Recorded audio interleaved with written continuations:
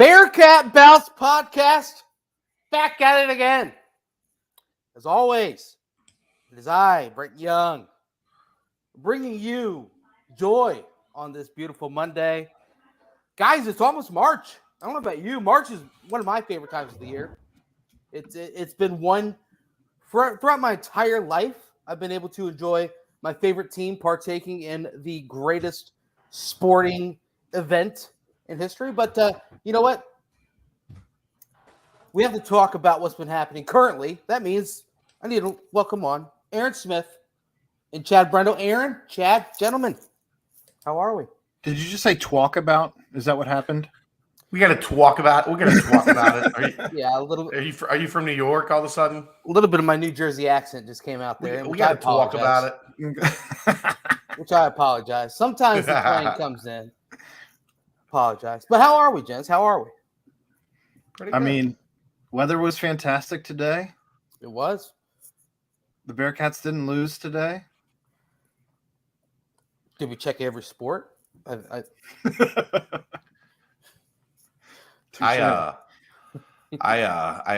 went to go get something this morning. Got in my car, backed out of my driveway. Something didn't seem right. Uh-oh.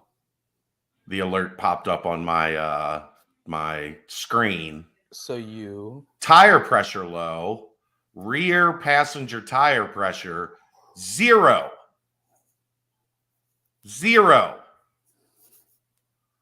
I pulled back into the driveway. It's a damn screw about that big in my tire. So I spent a good portion of the morning and afternoon dealing with that, but it's taken care of now. Luckily, it was patched, so was there didn't have to get a new one. That wasn't a reason to head over to Danco transmission. Danco. I was going to, but then AAA took care of it, so I didn't have to. Well, but nice. You know what?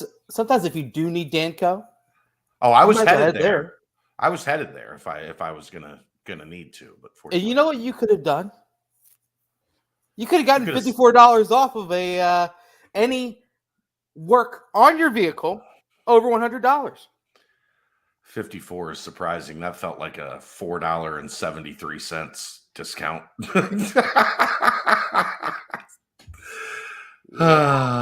Yep. $54. Pretty good. $54. See, you guys should have listened to us a month ago when you were getting like $80 off of your Danco. Wasn't there a 90 in there? I just hear a niner. There was a 90 Tulsa. Yeah. You could have gotten $90 off if you'd have listened to us over a month and a half ago. Sadly, 54 is the lowest dollar amount all season. And equally the lowest scoring total for the Bearcats this season as well. But yeah, a little screw in the tire, just get it patched up. You're all good. Ready to rock? Yeah, wasn't a great morning, but you know, we bounced back. I had a day off yesterday. That was nice. Oh, I have a new addiction. What's that? Lindor truffles. The Lindor truffles. I'd never had one until yesterday. Oh, okay. It was my first time. So we went to the outlet mall, birthday present shopping for Kelly. There was a chocolate store. So I've got a wife and a daughter. Of course, we ended up in the chocolate store. And they had a sale on Lindor truffles. So we bought a big bag of them. Those things are addicting. Like, they're a problem. Okay. And the problem is, I think my wife and daughter are going to be like, hey, we're going to need to go 50 minutes back to the outlet mall to get some more by like the weekend. Did you have you come up with the power rankings yet? Not yet. We're still working through the bag. And the problem is, they had 100 for $30, right? Okay. So they're just in the bag, like all of them mixed together. Some of them have the label on it, what it is. Most of them don't. So it's it's a surprise every time. You got to open it up, see if it's dark chocolate, milk chocolate, white chocolate, and then you got to figure out what's in the middle. So that's it, but it's kind of like that's the fun of it, right? That is. I pulled up the old Lindor look, and I mean, you got some pretty good options. I'm a dark chocolate guy, if I'm going to be honest with you. We were talking about we that got a off bunch air. of dark chocolate. We got a bunch of dark chocolate, some milk chocolate. The white chocolate ones, there's a blueberry, had a white chocolate, and then like a blueberry cream filling. Oh wow. The snickerdoodle, very good. A snickerdoodle. Wow. Yeah, snickerdoodle truffles. How do you make that a truffle? Well, you do white chocolate, and then the cream in the middle is snickerdoodle flavored. So just like cinnamon cookie? Yeah. Nice. It's pretty good. I'm intrigued. Pretty good. I'm telling you, dude, like these are a problem. Like we got 2 bags of 50. So we got 100 truffles. We gave some to her mom, but there has been a serious dent put in these 2 bags of truffles in 28 hours. It's a problem. Kelly already told me we'd like get them out of my face. Like we have to put these away so that I don't see them. And yeah, they're pretty good. So that's where I'm at. I had an awesome off day. Like I don't get real off days very often. I made 2 work phone calls the entire day. One of them was to Aaron. The other I can't disclose. You guys aren't privy to that information, but those are the only 2 work calls I made all day. So like that's the closest to an off day I think I've had in 8 months. It was nice. Wow. It was very nice. Well, It's a Mongolian barbecue. Big Mongolian barbecue fan. Okay. We'll take it. That was our day. And some galactic fried chicken. And wow. Just pile it on top. Well, we were coming home and we just stopped by and got some galactic to go. Right. And then brought it home and had it for dinner. Yeah. Of course. In Parm, you taste so good. Yeah. Oh yeah. Yeah. Yeah. Are we revealing that or is no? We're working on it. Research and development, R&D phase. Okay, that was just Aaron doing his best Peyton Manning impression. Yeah. It was pretty good. Pretty good. Yeah. But yeah, you mentioned the weather, Aaron. It was fantastic today. Yeah. Golf weather, if you will. Or even if you won't. Well, I think we shall. But a lot of people were raining on some parades, and those people, including the South Florida Bulls. Brian Gregory might have planted that screw right behind your tire, Chad. Why would he? He should have been in a good mood yesterday. What's he need to flatten my tire for? Well, he did it pregame because he was just expecting. It was just back to his dating days. But yeah, I digress. It was a Saturday night was interesting, and you know what? A quick aside, my Sunday was pretty bad. Lost my car keys on Saturday night during the frustration after the game. I had to buy, get the guy to come out and make me a new key. But hey, you know what? Different story for a different time. Today we got to talk about How many White Claws did you have?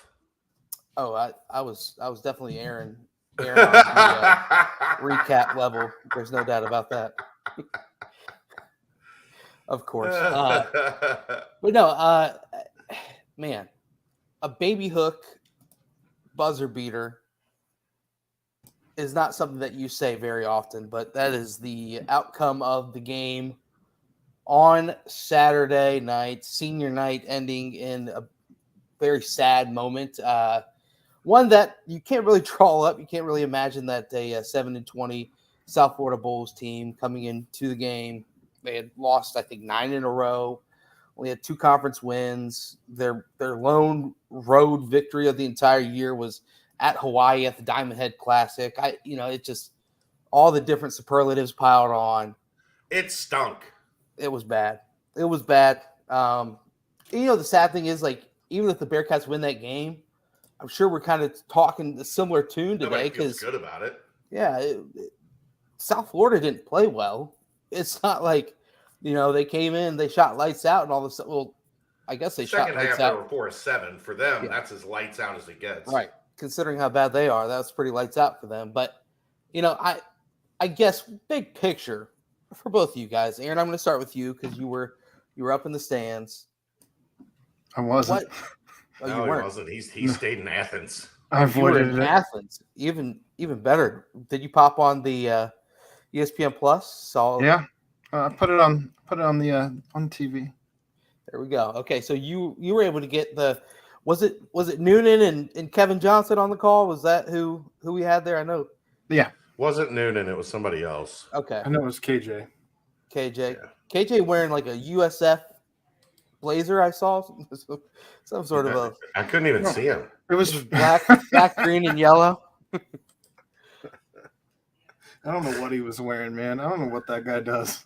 Hey, but I don't co-sign any of it.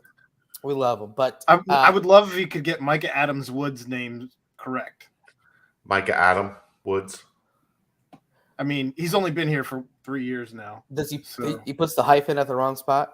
He just there's no S. It's singular. S. It's Adam Woods. Adam Woods. It's singular. Oh, it's all good. It's all good. But Aaron, from the comfort of your couch. Yeah. That was about the only thing comfortable watching that game. Sadly, you didn't get to see the best part of the whole night, but we'll talk about that in a bit. But what kind of was big picture as the minutes, seconds were ticking away that you were able to draw, or I don't know, thoughts going through your head as possibly one of the worst losses in Fifth Third Arena history took place on Saturday? What the hell? That was it.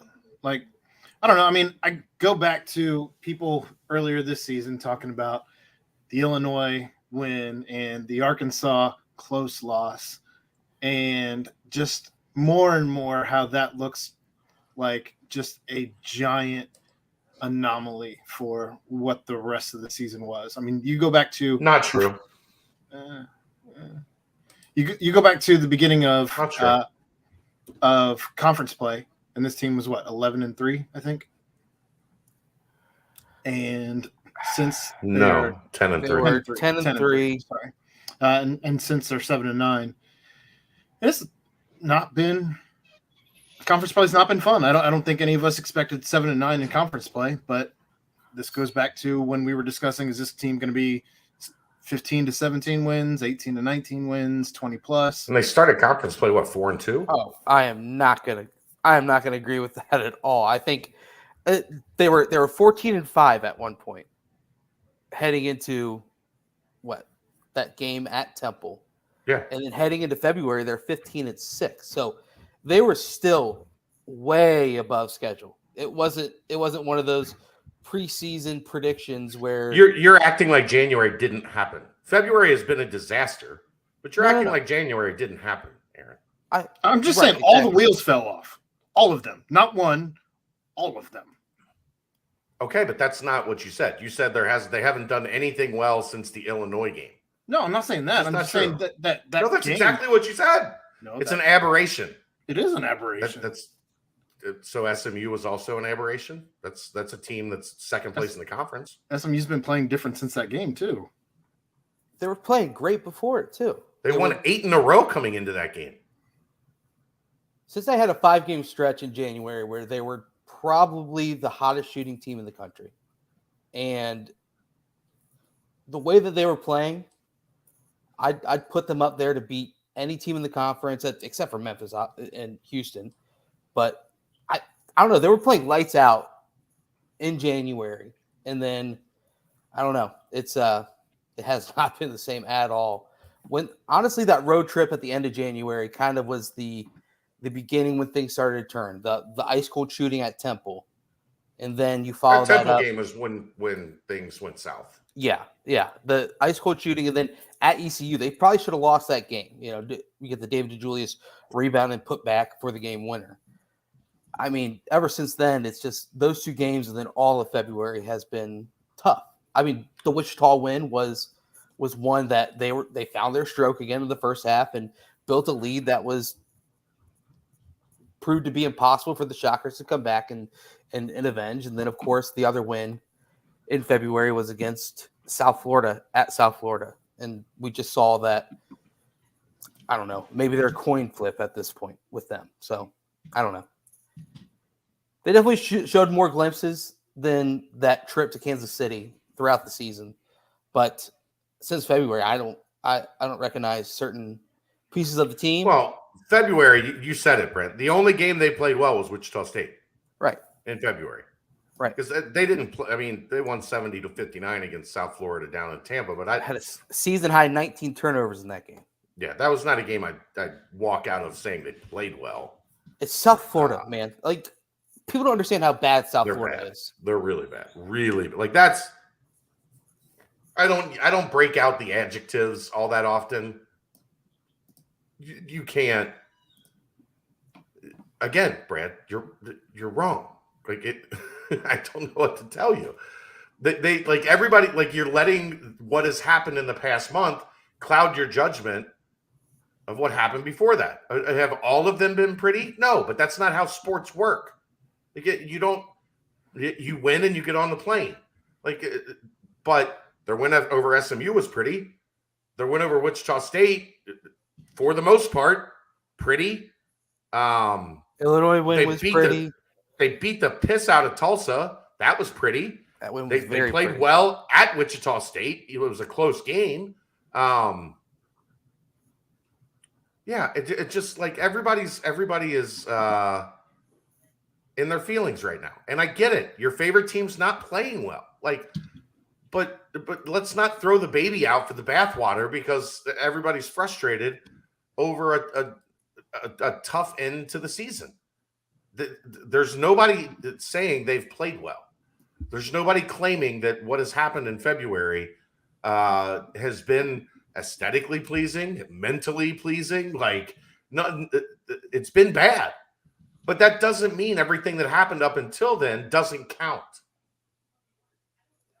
I like when you watch all this play out, the reality is the Temple game was the template that really kind of pushed this thing over the edge, where they, just be physical. And then you couple that when they played Memphis, when Memphis started running and jumping or high hedging, blitzing DeJulius to get the ball out of his hands.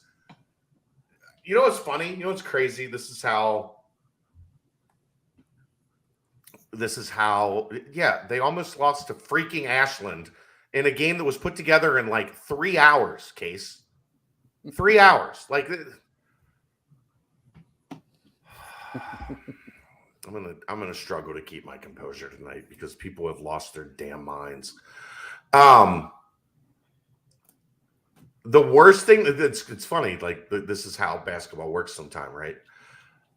The worst thing that could have happened was DeJulius having that run of 4 straight games in the 20s. Yeah. Because then everybody was like, oh, take him out, they're dead. Right. And that's what's happened since then. Yeah. They're not that the talent level isn't that good. I think they definitely overachieved earlier in the year. And this is something one of the main things I wanted to get into. When you look at veteran teams, right? And teams that have been in a system and teams that know how, what their coach expects of them, what the process is, they don't struggle in February and towards the end of the season because they have those reps built up over 3 and 4 years.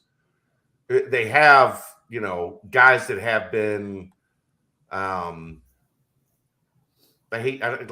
there's war references you use here that I don't want to use given the current situation that's going on. But you have guys that you want your soldiers that have been in the system for 3 and 4 years. The new guys or the guys that you're just getting accustomed to things. It's hard to have those guys at the front line. And when you look at, let's see, they have played February 9th, 12th, 15th, 17th, 20th, 23rd, 26th. So, what, 15, 16 days? 1, 2, 3, 4, 5, 6, 7 games in 17 days. You know what? It's really hard to do when you have to play that many games and that short of a rapid fire progression. You can't practice. And teams that are old, teams that have been through this over and over and over again together, right?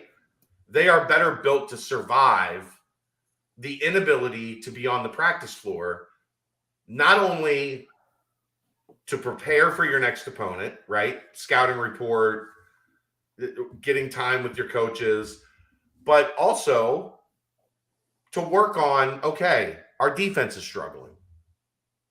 So let's get out there and have a day where we focus on our defense.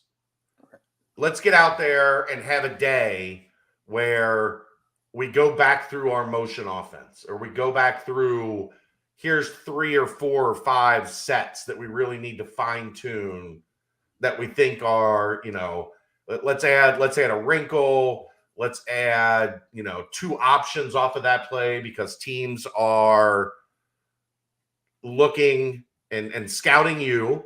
So your plays become known, right? That everybody knows what you're running.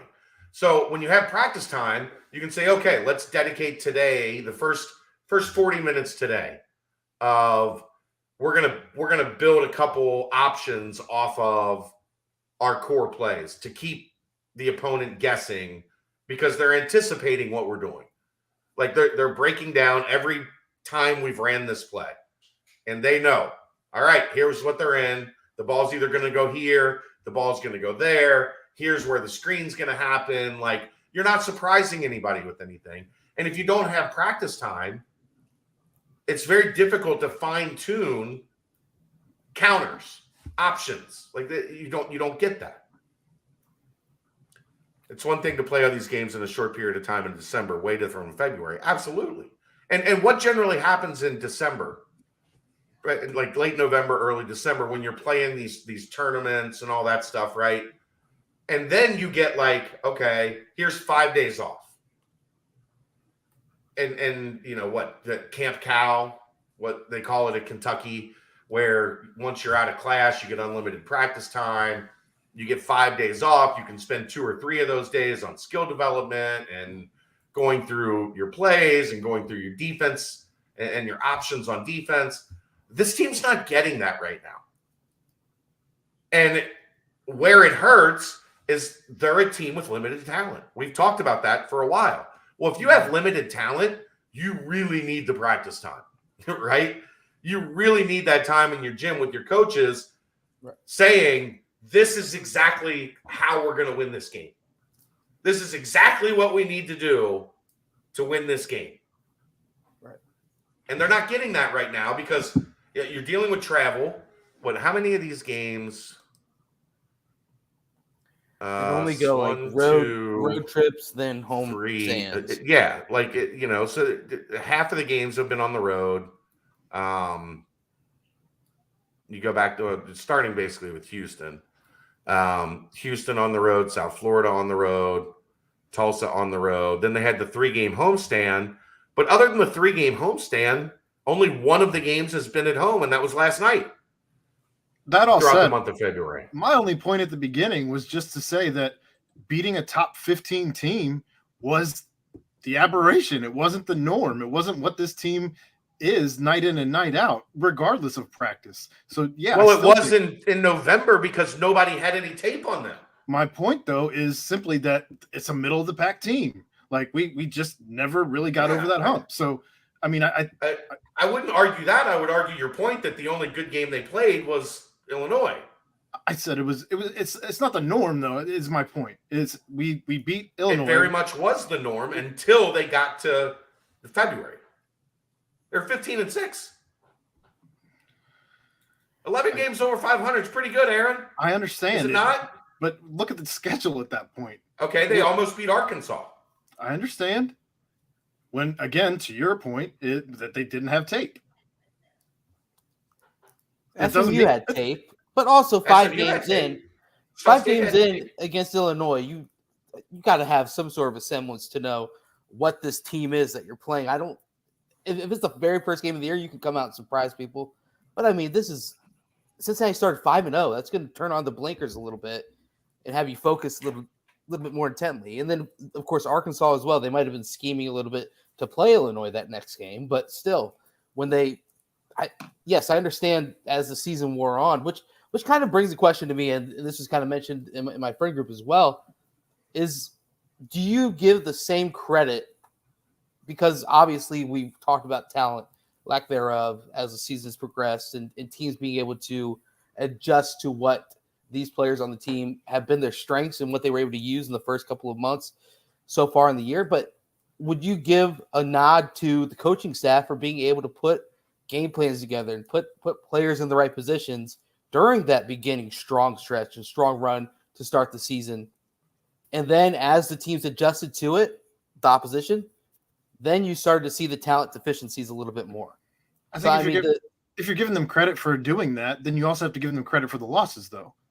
Right. Well, yes, but also, I mean, at some point, you can make adjustments as much as you want, but when you hit a certain level and the talent is kind of tapped out for the time being, I mean, you could tell people to do 1,000 different things, but if the talent can't get those things done, in the same sense, yes, you want to be able to instill things that put them in the perfect position to get buckets or perfect position to raise their confidence and have a couple go in and a couple of defensive plays here and there. But at some point, you got to be able to have that second layer of talent to be able to go to your secondary option and your third option when well, the that's first the point. one Is it's David DeJulius and Jeremiah Davenport, and if you really want to dig into South Florida. Those two are 4 of 19. They combined for 14 points. Right. When that happens, this team's not going to win. Right. We finally got the John Newman game we've been begging for, but it happened where he had 11 and 8 as the leading scorer. Like that's not where you want John Newman to be.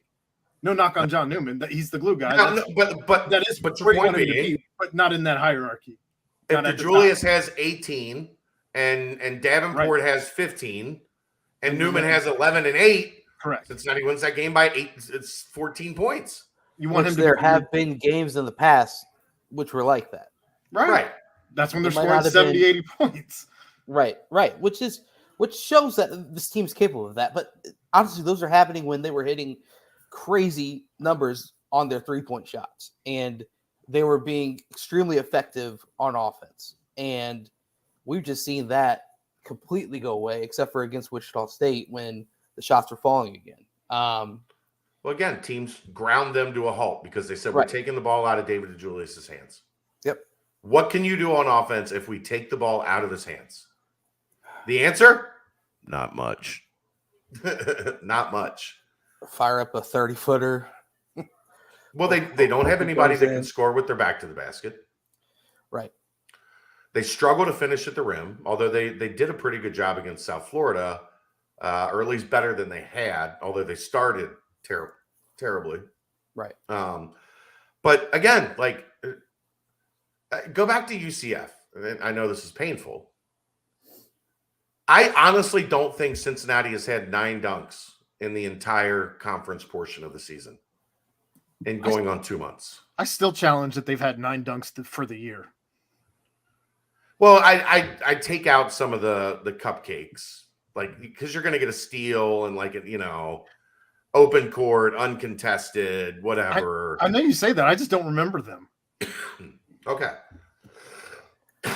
But I know Newman's had a fair amount. Yeah, I'd have to think about it. But what, 4? What do you consider a fair amount? 3. Oh no, I'm talking about the entire year. I'm saying that they add up to over 9. They add up to over 9 throughout the entire Newman year. by himself? No, I'm saying the whole team. Yeah, I'm talking in conference play. I'm guessing it's around 9. Might be close.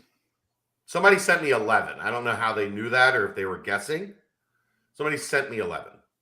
I mean, you think about it. It's mainly Hayden and Odie. Right. Yeah. And it's just not. It's not a team with great athleticism. It's not a team with great length. Right. It's not a team that. It's a team that has to manufacture offense because they don't have anybody other than Dave and Jeremiah when he's hot that can naturally produce offense. And that's a really tough place to be in February because everything you've thrown the kitchen sink at it, right? Mm-hmm. They threw the kitchen sink at that stretch where Dave was scoring 20 to 25. It was like 4 games, I think. 3 or 4 games, whatever. And teams just said, we're not going to let him do that. If he's going to do it, he's going to have to be playing at a really, really high level to do it. Right.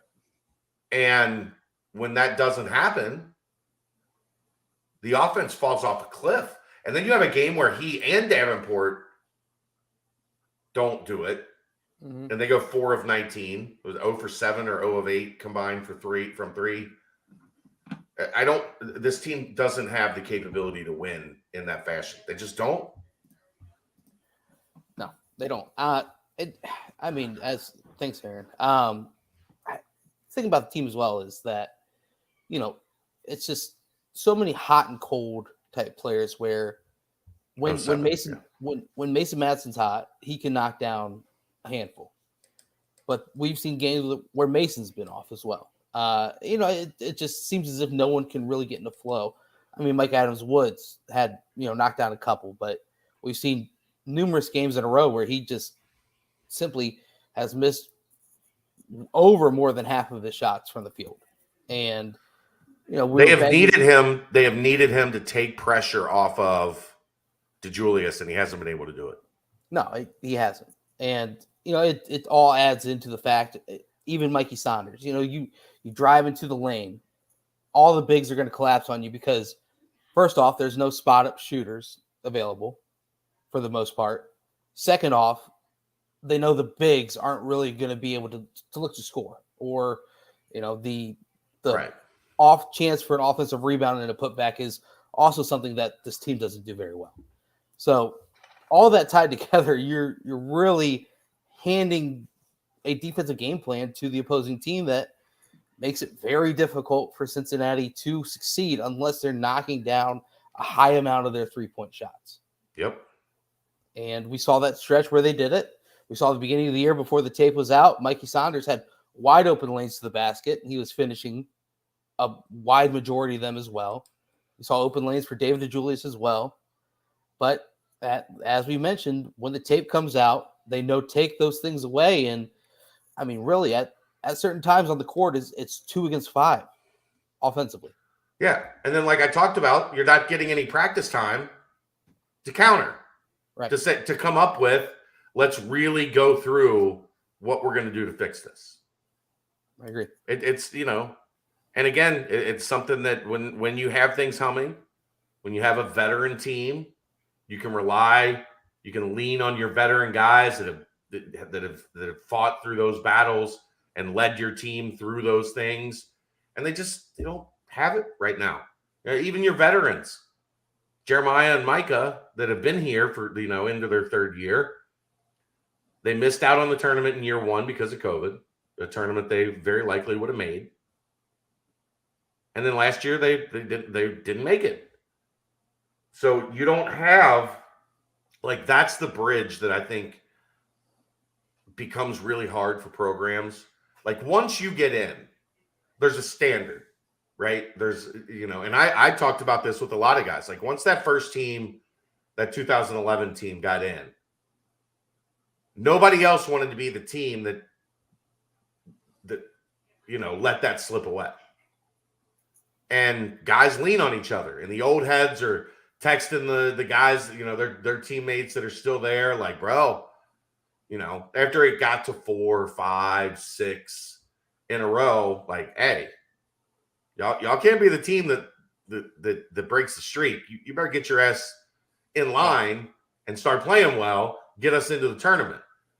Once that's broken, once that chain's broken, I think it's really difficult to get it back until you make it again, right? Right. And right now they're just not there. They're not. This is the reality. I know people don't want to hear this. I've heard this is the worst team in 30 years, but here's the reality. Still better than last year's team. This is a middle-of-the-pack American Athletic Conference team. It is a middle-of-the-pack roster in the American Athletic Conference, and that is all demonstrated by their record against the teams above them in the standing. 1 win. They have one win against the teams above them in the standing, and that's SMU. They now have 2 losses against the teams that are below them in the standings. The one to Tulsa, now the one to South Florida. They are what their record says they are. They are a middle of the pack American Athletic Conference team. Brad, that's interesting because if you go back, that team beat Xavier, that team beat NC State Nick's first year. They struggled in the Big East mightily, but that was a monster Big East. I had this argument with Dan Horde Saturday, not argument, but conversation with Dan Horde. Dan Horde said he would take Mick's first team over this one.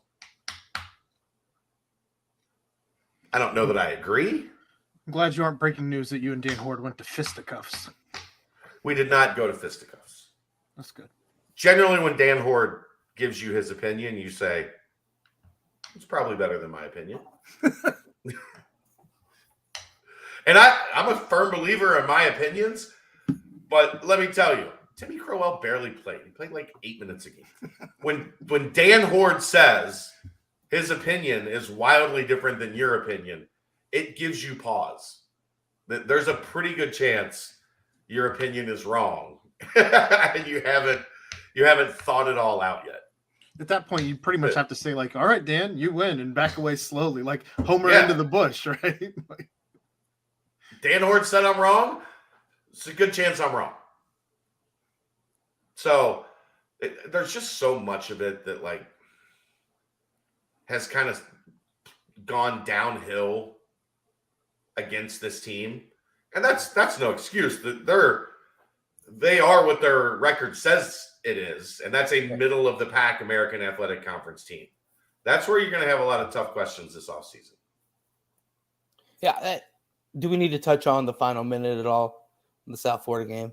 Final play. I mean, yeah. I don't know what else First off, are we okay with the David shot?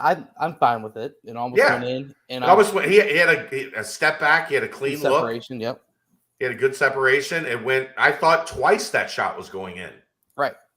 So I had no problem with the shot he got. It was a tie game. I guess the only thing maybe try and be a little bit more aggressive and draw a foul, go to the free throw line. But when they're loaded up on you, you see a lot of teams like they try to play into a loaded box in that situation. And they do the wall and up. They just get swallowed up, or they lose control of the ball.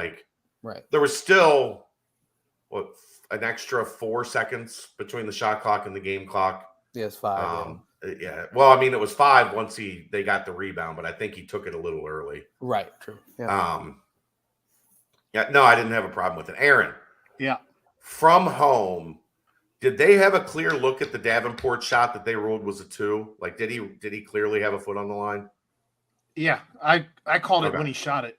Like, as soon as he shot it, I was like, that was a 2. And then it wasn't more than 5 seconds after the fact that they're reviewing it. Looks like it might have been a 2. We didn't have a good look at it, and I didn't see any replays on Twitter that made it clear. So I was just curious. Like, I wasn't complaining about it. I knew I didn't get a good enough look at where exactly his toe was. Yeah, the camera angle when he shot it was from behind him. No, the one I saw was in front, or maybe that was a replay. Regardless, it was in front of him, where the cameraman's under the hoop to the right, under and to the right of the hoop on the baseline there. Yeah, my friend said that he had a good view of it, and he couldn't even be excited when he let it loose because he knew it was a 2. But yeah, so and the David shot happens, and then you set up a situation with 5 seconds left, and you have 3 fouls to give. In a tie game, there should be literally 0 chance that you allow the opposing team to get a shot off, unless it's some 75-footer. Which Bearcat fans have seen go in before, but Jeremiah made a terrible mistake. He went too far. I don't know if he didn't I don't know how he was in the position he was in first off, because he should have been behind the offensive player. Instead, he was even with him, So he kept drifting, and the offensive player just back cut away from. Like you can't let yourself be in a position for that to happen. And then, of course, it puts Abdul, and actually almost as equally mind-boggling to me, Jeremiah should have had a steal or at least kicked the ball out of bounds, right? Done something on the pass for the game-winning shot. And he just, like, he barely reached. It was like he olayed it. And he just casually kind of moved past it. Colgate, Matt. Colgate. And it, like that baffled me even more because if he just makes a play on that ball, they don't hit the game-winning shot. Right. I mean, you literally don't run. He ran past Chua on that one when you know that Chua is the only other player in that front court. So you what are you running past him for? You stand in front of him and you wait and see if a pass is going to come. But no, again, it goes back to something an old coach of mine told me many, many moons ago. One mistake won't kill you. Two will. Yeah. When you let a second mistake happen because you're so in your head about the first mistake, you're dead. Something tells me he was trying to. He might have seen something in the backcourt and thought he could get some sort of a steal in a shot of his own. I don't know. But if you look, Brent, the positioning. Right. Well, no, the position was bad from the start, but he took a step forward. And he was always either even or ahead of a guy who's supposed to be behind. No, I know. You're supposed to be behind. Like the player that you're guarding you're supposed to be between them and the basket. Right. Playing in front of him, playing on top of him, just allows what happened to happen. Yeah. So I guess my Colgate question was not a freak play. It was an ignorant play by a guy that had no clue what was happening.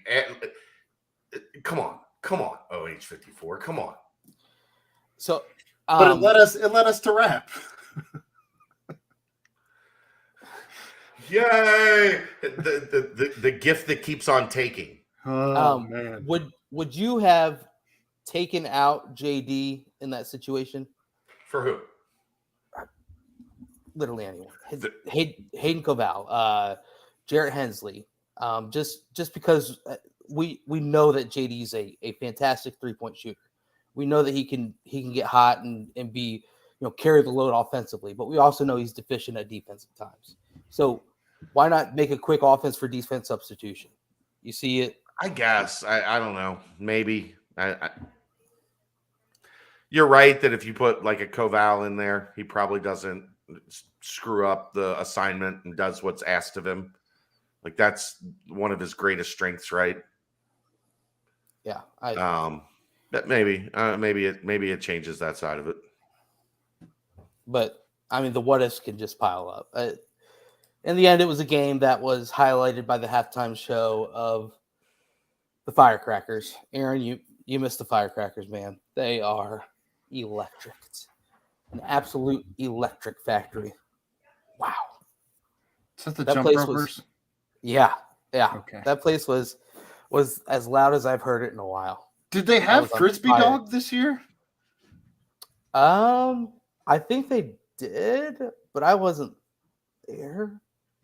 I don't know that I didn't see Frisbee Dog anytime I was there, but I think Red Panda retired, I'm pretty sure. No, she's still out doing stuff. The Firecrackers are so much better than Red Panda. Dude, the Firecrackers. It's not even close. I was irrationally excited after the Firecrackers were done. That was phenomenal. I gave a standing O. Oh, the Firecrackers every year. Like they're You're not allowed to cheer on press row, right? Oh, you can cheer for the Firecrackers. Oh man. Oh. We were getting hyped. It's like I stepped in the aisle so I could cheer for the Firecrackers. Let's go! Let's go! That was awesome. Again, a quick shout out to the seniors. A very weird senior night, obviously, with the COVID. Weirdest one I've ever had. Yeah, with also with COVID eligibility and the fact that Abdul Adu did West say that he walked last year, so he was telling coach that he didn't want to walk again this year. Yeah, he was basically just saying like I don't need right. I don't need all the pomp and circumstance. I've already done it once. Right. And and then he revealed that he's been playing through injuries. There's no excuse for anything, but he's been a warrior out there on the court. So thank you for that. And then of course Hayden just mentioned his development throughout his entire college career. Number 1 and number 2 in active career block shots. Not often, if ever, that's happened in the history of college basketball. And then of course, Sam Martin, man, you've got to mention him as someone needs to tell him, yo, we need some sort of a book or some sort of a long essay, a Brent Young version of an article. Yeah, we need him to break down just his career with Cincinnati. I still think it's crazy. Chad brought this up a couple weeks ago, but that he was the only player in Cincinnati Bearcats history to play for 3 different head coaches.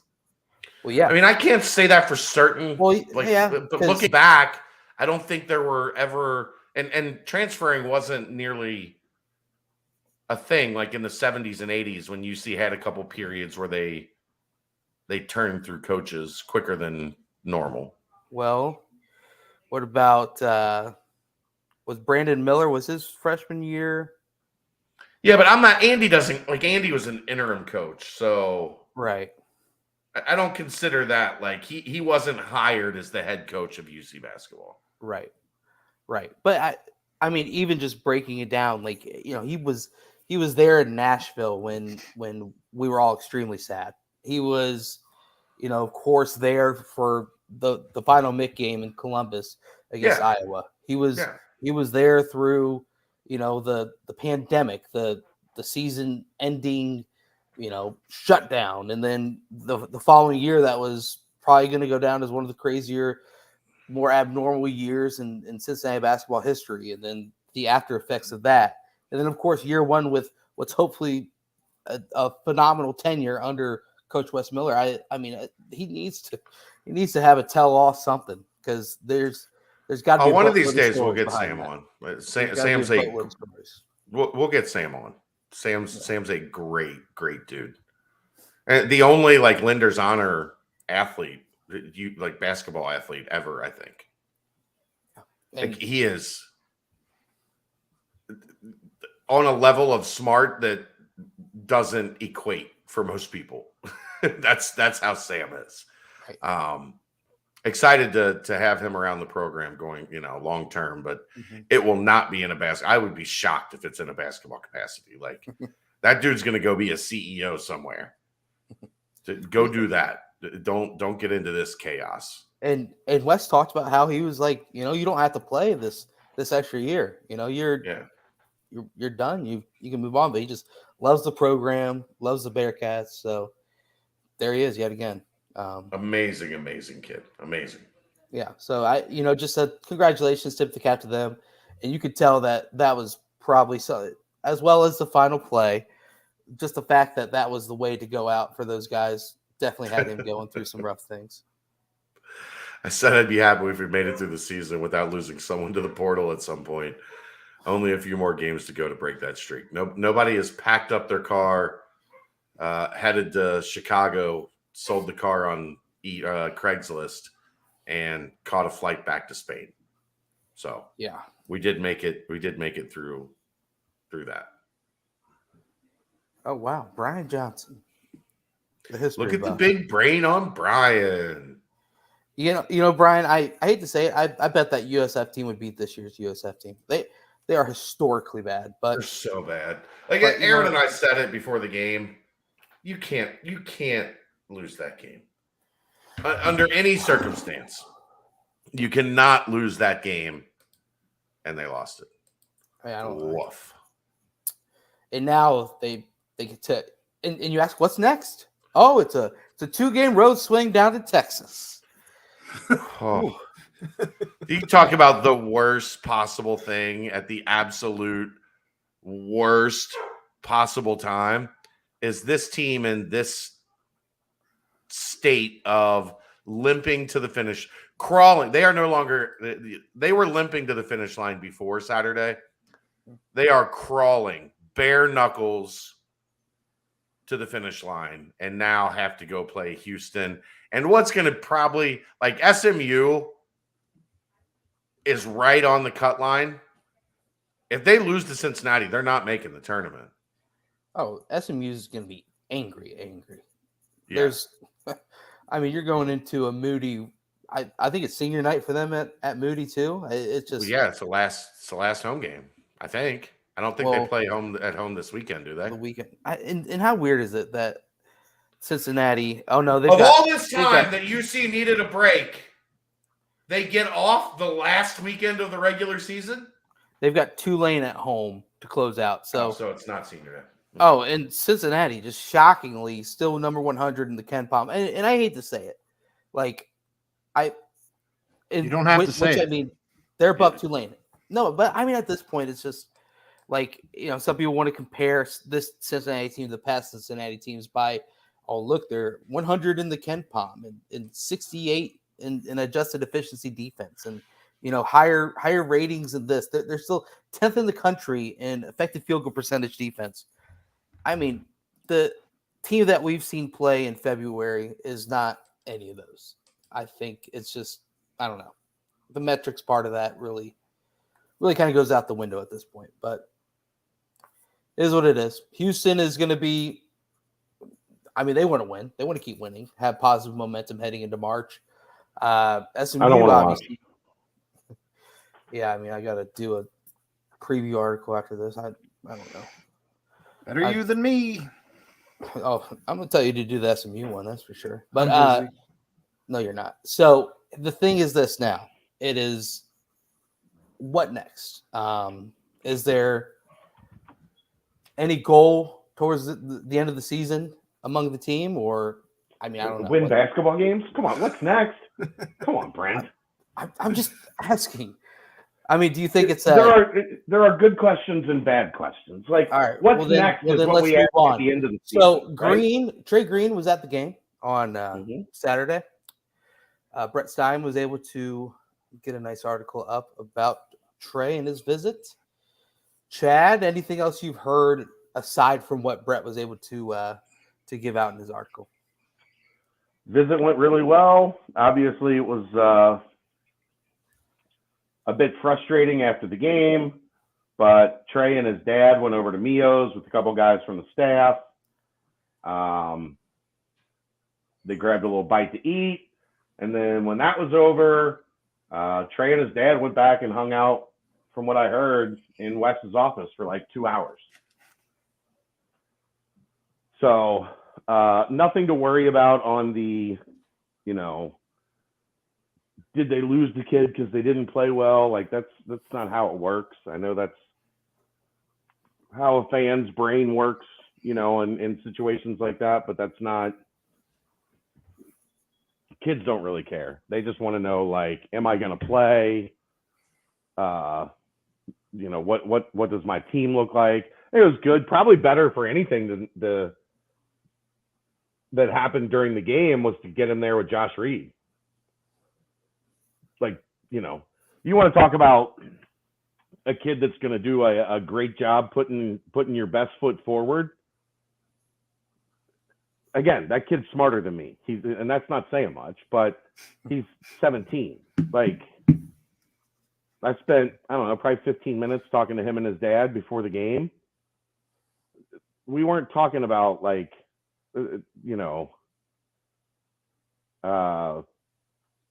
like icebreakers. Like, we were talking about about the city, about the university, how long had I been covering the team. Like, they had real questions for me. Like, we had a real conversation.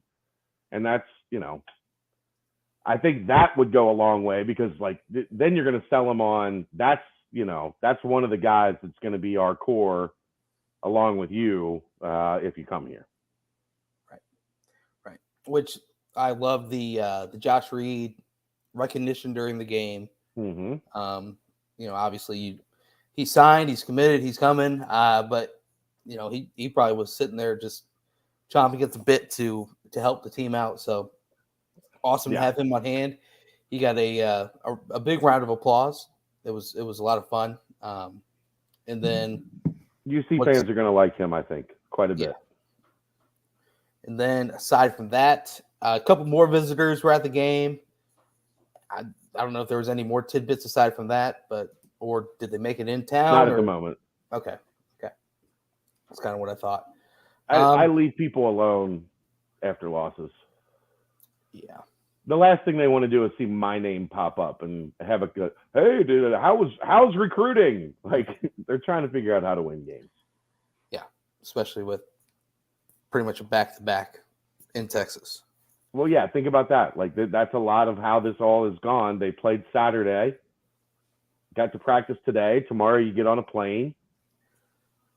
Or today you get on they got to practice Sunday. Today you get on a plane. Tomorrow you play Houston. You get on another plane. You go to Dallas. You get 1 day. You take on SMU. Like, it's been brutal, man. Like, I don't envy any of them because they're just not built for this. They're not built to tough out, 7 games in 18, 19 days, whatever we talked about it being. They're not there, unfortunately. And then, of course, that following week, we'll obviously talk about it more as this wraps up, and then we head into the next BVP next week. But it would be the AAC tournament. At least they will get a little rest for that because you're done Thursday. You don't have a game this weekend. Get a whole week off. Well, yeah. So, but yeah, they'll probably I think they'll leave Wednesday. I think they leave Wednesday. So you'll get a couple days. You'll get a day off. You get Friday off. You get probably Saturday and Sunday to get in the gym and really just kind of try to hone back in on the things that haven't been going well. Try to fix some things. Mm-hmm. Try to focus on some things that have needed to be focused on and really haven't had the time to do so. Right. And then, probably half practice Monday and especially Tuesday, start dialing in on, what's coming up in the tournament. And they're probably going to end up being the 8 seed, honestly. I don't think so. I think they're pretty locked in at the 7. Who's going to jump them?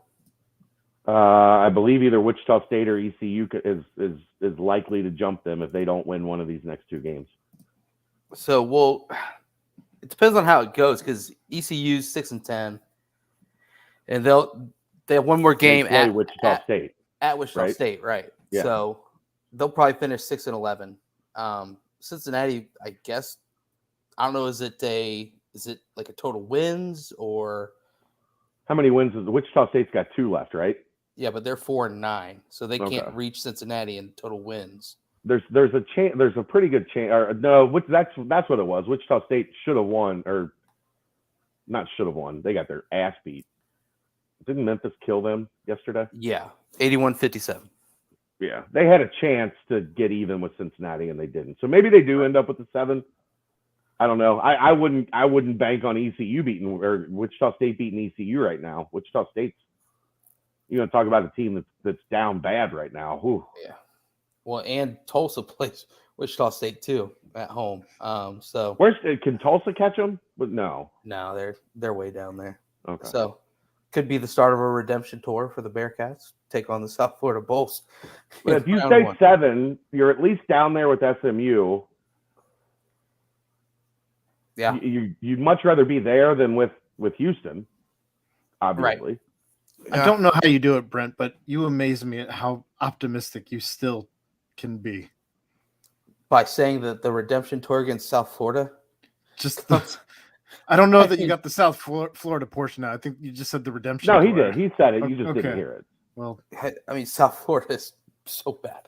I hope that they'd be able to pull together and beat them. But yeah, so obviously a very, very, very, very, very, very, very, very, very times 100 difficult trip to Texas. Wait, wouldn't South Florida be last? Yeah, it'd be 7-10, right? Is there only 10 teams in this stupid league now? Or is there were 11? Or is it 7? 7. There's 8, 11. 9, 10, 11. So Yeah. what would it be? Tulsa? Yeah, I guess Tulsa. Still a 7-10 would be redemption tour. Tulsa. Oh man. Well, that's obviously could be the discussion when We'll discuss that. out. That's for Monday. That's for next week. Right, exactly. But still, for now, it's some sort of semblance of positivity this week would be awesome. And I don't know, it'll be tough. So that's that basketball. Anything else, guys, as far as that goes? I got nothing. On to next week. Yeah, on to Houston tomorrow night. At Houston, 9 p.m. Dave asked me an interesting question. What's that? Will Vegas be able to put this number high enough that you wouldn't bet Houston? I mean, the funny thing what would the number have to be where you wouldn't bet Houston? Because apparently We don't have betting in Ohio. But Brent is in Indiana. Right. Let's take a gander here. That's why I was passing that question off to him. It's 15 right now. I'd like the way things are trending. Right. Dave said he might win a new car tomorrow. Right. Yeah. I mean, you take a look at the past. I mean, they beat UCF by 18, but that game is a little closer than that final score shows. I mean, they were SMU. 11-point favorites at home over SMU. SMU was number 2 in the conference. They won by 14. They won by 14. They covered. Yeah. I mean, that's 15's a you call that one of those, you call one of those a rat spread. You know what I mean? Yeah. Who would you take? If you had to bet that game tomorrow, you're forcing me to bet money on it. I'm taking Houston, and lay in the 15. Yeah, but 15 is also that is such a backdoor number. I mean, Cincinnati, they haven't. It's not like they've been getting like pummeled. I mean, their worst loss was Houston, obviously. At home. Right. I mean, it's just, I don't know. To be honest, I'm not touching it because I made a life commitment that I would never bet against my teams. So it's either pour the money on the red and black or don't touch that because that stuff is whack. You know, you like that, Aaron? A little bit of a rhyme for you. Jeez, you hate me. All right, so let's go ahead and move on to football. Something a little bit more colorful on this beautiful day. Obviously, not much to talk about as far as football goes because it's spring practice right on the horizon. Coming up this Saturday, Chad, I know you and Dave kind of did like an offense and defensive, touching on each position group. We'll do defense Wednesday. Right. So what's I guess would be like a miscellaneous thing. We'll talk about that here because we'll talk about defense as a whole. Kind of just, I guess, a key player that or group of players that you really want to keep an eye on that first week, or maybe kind of a superlative that you really want to keep an eye on, or a coach I don't really want to keep an eye on. That's a Brent Young thing. Hey, you know what? Every time we do it, you say you had a blast doing it. So I know, but that's not. It doesn't compute in my brain. So if you have superlatives you'd like me to talk about, okay. Well, let's start off with because I imagine both of you guys are going to be going on Saturday. Yeah, I plan on heading back to Cincinnati for that. I will be there. I believe Dave will be there as well. Cool.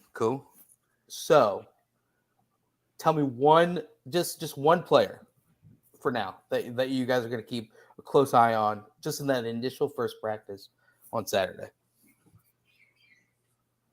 My eyes are going to be on cornerback a lot. Yeah. Just you've got a really good group of wide receivers, so they're going to be tested, right? It's going to be difficult for them. I want to see who is it Jaquan Shepard that steps in to that Sauce Gardner role just because he's been the guy that for the past 2 years has been backing him up. Do we see a Todd Bumpus? Do we see a Sammy Anderson? What does JQ Hardaway look like in his first spring?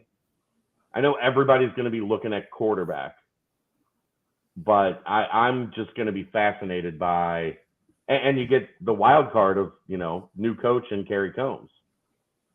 Right. So I'm going to be Fascinated by that. Okay. Aaron. You can take down the standings, Aaron. There you go. We moved on a while ago. Aaron? I mean, I'll be fascinated by just the offense in general. But if we're just naming one name, I think Ben Prater, or I would combine both of them. Ben Bryant, Evan Prater. Just seeing Aaron's got his eye on Ben Prater. Yeah, both of them. Same. That's that new running back transfer, right? I don't know. I mean, but there's so many other places that just on the offense too, that when you're watching the offense outside of on the defense, I think most of the stuff's kind of, we kind of know what's going on outside of the secondary, but offense, I think between the receivers, Shimon Mateer, the running backs, the quarterbacks, there's just a lot of different moving pieces, not to mention, what does the offensive line look now that we have a new offensive line coach? So there's just a lot of different things on offense to be paying attention to. So for me, I'm kind of thinking Hicks because, just the way that Brady kind of mentioned him a lot in the last pod that we had him on, it was just kind of Hicks really touching on the fact that, he's taking that next step. Yeah, it's your turn. He's taking that step in the leadership avenue, and I mean, you look at all the safeties that have come before him and that have been in that same room with him. They were all either the vocal leaders or the leaders that got showed what they could do by what they got done on the field. So Hicks, I'm excited to see. I guess who is going to really take control of that linebacker room. I mean, you guys are going to touch on that a little bit more as far as it goes on the defensive front, but is pace, obviously you would think, but is Will Huber going to force the staff's hand and make him be in every down linebacker, or is who's going to step up? There's so many different storylines as far as that goes. So offensively though, Ben Prater, I'm really excited to see who's going to take that step out of those two. So thanks for that. But coaching, I think, Den Brock wasn't necessarily a real loud guy during practice. He was obviously there a lot doing what he needed to do. I'm, I guess, interested to see if Gino kind of takes that next step with his, authority and constantly being there, or, what the new coaches come in and kind of what their role looks like during practice as well. So it's going to be exciting. Yeah. I mean, Chad, you're on mute. You're on. Sorry, dog was barking. We talked about it since the day the season ended. Like, this offseason is going to be fascinating, and I can't wait to get started Saturday. Like, this is really this is now okay. Here we go. Like the journey to the 2022 season is upon us as soon as we walk into that bubble on Saturday. Although 67 degrees Saturday, gotta love that. Let's go. Are they thinking Nippert, or are they doing bubble right away? I would guess bubble. Yeah. Just got to make sure it doesn't stink. Just go from there. Okay, so aside from that, Combine, obviously, as well, going to be another hot topic this week. Quick question, you guys. It might just be what my feed is on my Twitter sphere and Instagram sphere as well. But doesn't it seem as if the Cincinnati players are getting so much publicity by every major outlet, especially Sauce Gardner, especially Des Ridder getting talks. I saw Brian Cook was getting a lot of mentions recently. Just the amount of talk surrounding these Bearcat prospects just seems as if it's reaching a little bit higher than what you would imagine for other schools. It might just be the fact that they're the ones crashing the Ohio State, Clemson, Alabama, Georgia party. Who knows what it is, but it just seems like every single day it's a different major outlet pumping more news about the Cincinnati guys that are going to be in the draft. I mean, Darren Jeremiah had Sauce at number 4 today. Yeah. The number 4 prospect in the draft. Insane. Which feels like Sauce is finally starting to get in line with what we saw, what we know about him. Saw somewhere that he was mocked to the Jets at 10, I think. Yeah, and I've seen a couple in the top 10. I think the lowest I've seen him over the past couple of weeks is like 14. It's a big week. Combine this week. Like, guys are going to get to run. Guys are going to get to put their measurements and their measurables and their numbers on tape. They're going to get to do the interviews and go through that whole process. So a big week for the Bearcats that are in Indy. We'll have a lot to talk about on Monday about that as well. Oh, yeah. There is no doubt about that. Aaron, Right. what are your – okay, so we've mentioned Alec Pierce is going to be the one that really is going to turn people's head at the combine. Is there one Bearcat in particular that you are when you see, hey, cornerbacks are coming up at 2:30 p.m., I really want to turn that on and make sure I don't miss that? Or is there one guy in particular that you're keeping a relatively closer eye on this week? Well, with cornerbacks, you get a 2-for-1. So, I mean, that's kind of a nice little deal there. But I don't know. I mean, I'll probably be watching for any and all Bearcats that they throw out either during the day or in some of the replays. I mean, I can pretty much have it on all day, so it's not a big deal for me. But no, I mean, kind of curious to see where some of these guys can fall. We saw what they could do during the Senior Bowl in the guys that were able to play, get on the field. Obviously, there's still some things that you want to see out of guys like maybe a Jerome Ford can boost some of his stock.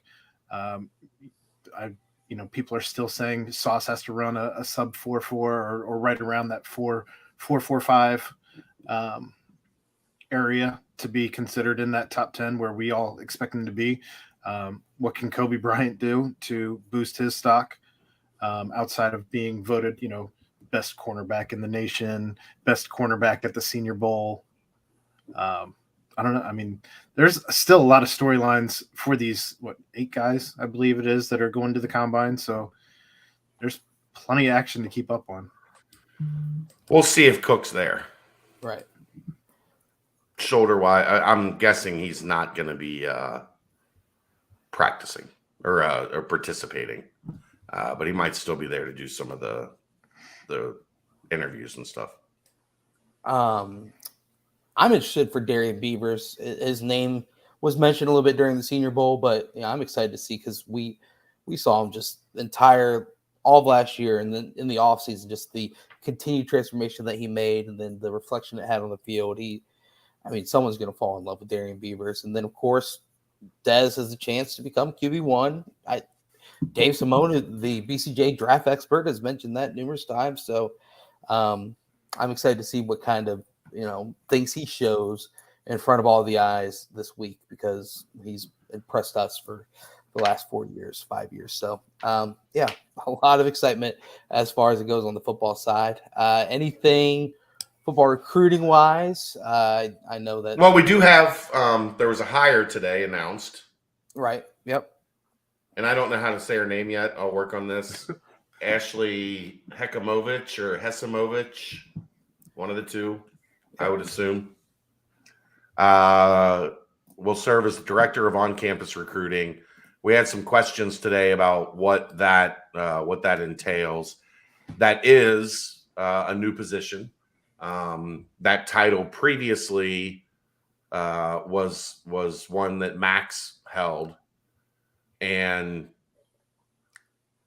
basically what this position now going forward will do is to handle all the specifics around visits. So when are you coming? Who are you coming with? When are you going to get here? And these are unofficials more than anything, but also the officials will be a part of this. But those are usually very specific weekends where they have, here's 8 guys visiting on this weekend and whatever. The unofficials are a lot more consistent, a lot more regular, and having somebody in that position allows Pat and Max and that crew and Austin to really focus on the scouting and the recruiting aspect of it. And now you'll have Ashley that'll be handling the logistics. Very important position because that, making sure they get there, they're greeted, they're signed in, that they have an itinerary and when you're meeting with who and how your on campus trip is going to go, making sure there's no snags and how are you getting here, like unofficials teams can't pay for. So you got to work with the parents on, this is on you. When are you guys coming? Are you driving? Are you flying? Do we have to pick you up at the airport? Are we just going to meet you when you get to campus? Like there's a lot to that job I don't think people understand that was having to be handled by the guys that were also doing the scouting and, constant meetings all day with the staff and what positions are we prioritizing? What do we need here? What are we looking for there? Like having to have all those guys do all of that and also deal with the on-campus, the long list of things that are required to make on-campus recruiting run smoothly. That is a big investment in the recruiting department and one that is much needed. So I'm excited to meet Ashley when I'm guessing Saturday. I've heard a couple big names already in the mix for Saturday. Maybe a safety, local safety. You catch my drift? Yeah, I think I did. Maybe a corner from down state. south. No, no. A corner from a state one up to the north. Ooh, yeah. Ooh. Yeah. Catch your drift there too. So I think there's going to be a pretty good list to kick off spring practice on Saturday. At 68 degrees, might he melt? What's that? At 68 degrees, might he melt? That was a Chad joke.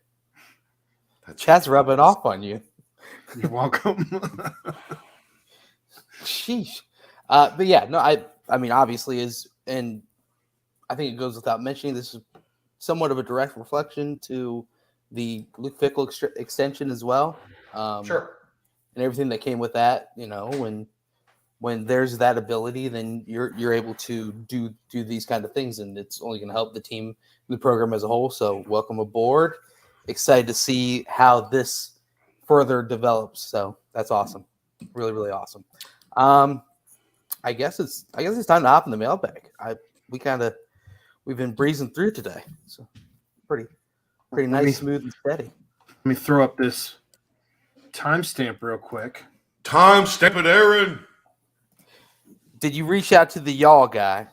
I haven't yet. I've had too much crap going on, but that's on the itinerary for this week. He took a day off, Brent. Get off his back. Jeez. It looks like the mailbag, though, posting it last night turned out well. Either that or people are just made of questions for basketball, which It's all the same questions that I'm not going to answer until the season's over. Like, but okay.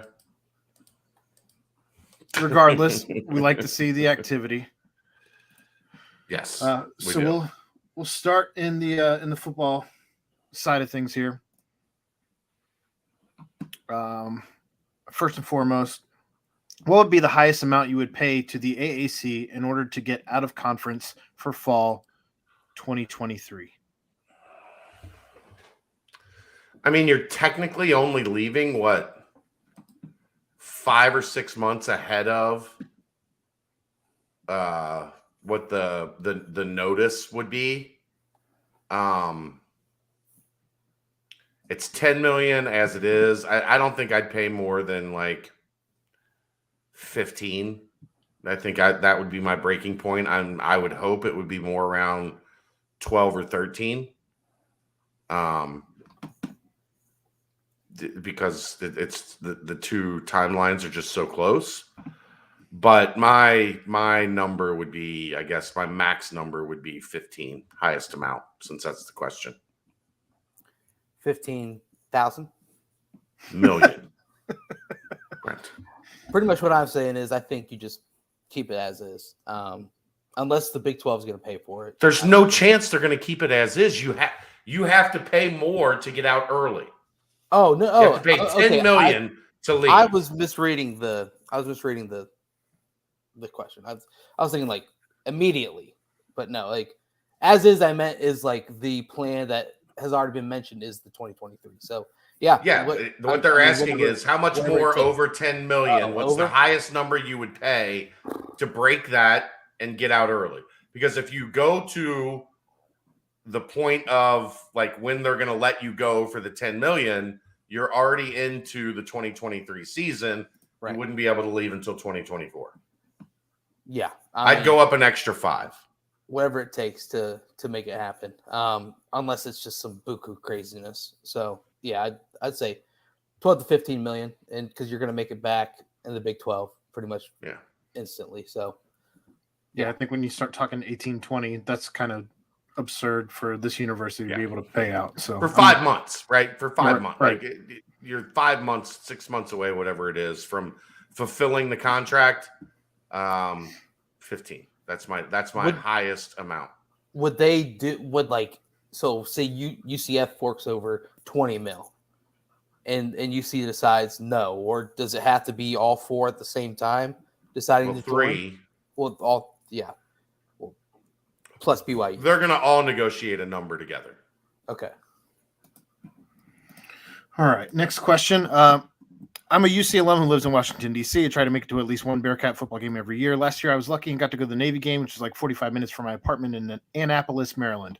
I won't have any games that close to me in 2022, so which game should I try traveling to? The Arkansas season opener, the Temple Tilt in Philly, the Miami of Ohio beatdown at Paul Brown Stadium back in Cincy, another one. Basically, which singular game on paper would you say is the one that an out-of-town Bearcat fan should definitely carve a weekend out to go see in person this year? I'll go Bounce House. UCF? I think they're going to be improved. I think they're going to be in the mix with UC and Houston at the top of the conference. Yeah. It's Orlando in October. I would go Bounce House. It will be hot in Orlando in October. Yeah, give me Bounce House for sure. Second would be Arkansas. Don't come to Paul Brown Stadium for the game against Miami. No shot. There's other better games you can go to Nippert for, but for me it's Bounce House 1, Arkansas 2. I say Arkansas 1 only because I don't have the luxury. I do, but most people don't have the luxury of having a home to just go visit in Orlando like Brent. But my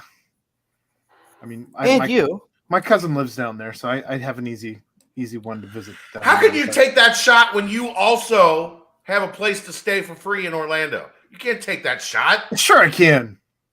And I did. He's just disingenuous. piling on me. That's disingenuous. I'm taking these notes. That's fine. You'll get yours list. in one day. And also it twice. Flights to Orlando are dirt cheap too. So there is that. But Arkansas is drivable. without being like not from Annapolis, Maryland, where that guy's Touche. from, right? Yeah. Right. I forgot that Straight- piece of it. Straight down 95 or whatever it is in Right. Orlando. I'd terrible. definitely go Orlando. So he said carve out a weekend too, which makes me believe like Friday, Saturday, Sunday. type Yeah, we're deal. flying. There's plenty to do down in Orlando. I'm guessing there's not a ton to do in Jonesboro, Arkansas. And you can, and even after the game, you can go Saturday, just drive an hour east, go to the beach. I mean, come on. I mean, you can go an hour either way, really. Hour and a half either way and be on either coast. But right. Am I the only one that thinks we'll beat Arkansas pretty handily? Yes. I would say, yeah. Arkansas is projected top 15 team. Well, and that's why I think that it would be a good game to go to. But I don't know that it's going to be that we beat them handily. I don't know. Do I think Cincinnati can win? Sure. Handily? No. Arkansas returns with their a quarterback. With at best a quarterback starting the second game of his career at Cincinnati. Like even if Ben wins the job, he still only started one game here. He started, he went down to AAA and got his work in this year. But he's only started one game at the major league level. Like they got a pretty damn good quarterback at Arkansas, and they still like. You got to remember these, like Arkansas.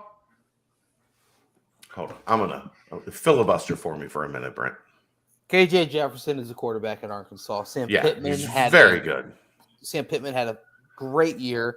They're doing the thing in Arkansas where they're building off the success of their coach's year last year, and they're trying to just continue that into what is going to be a continuously difficult SEC for them. But I mean, this is it's a really good team. I mean, Arkansas, 2019 national recruiting ranking 23. 2020 national recruiting ranking 29. 2021 national recruiting ranking 25. So I mean, they've been inside the top 30 for each of the past 3 years. You're playing in their place. You're losing 8-9 guys to the NFL and a bunch of, starter level talent, outside of that. Come on. Handily? Come on. Yes, it's just you. It's just you. They also squeal like pigs.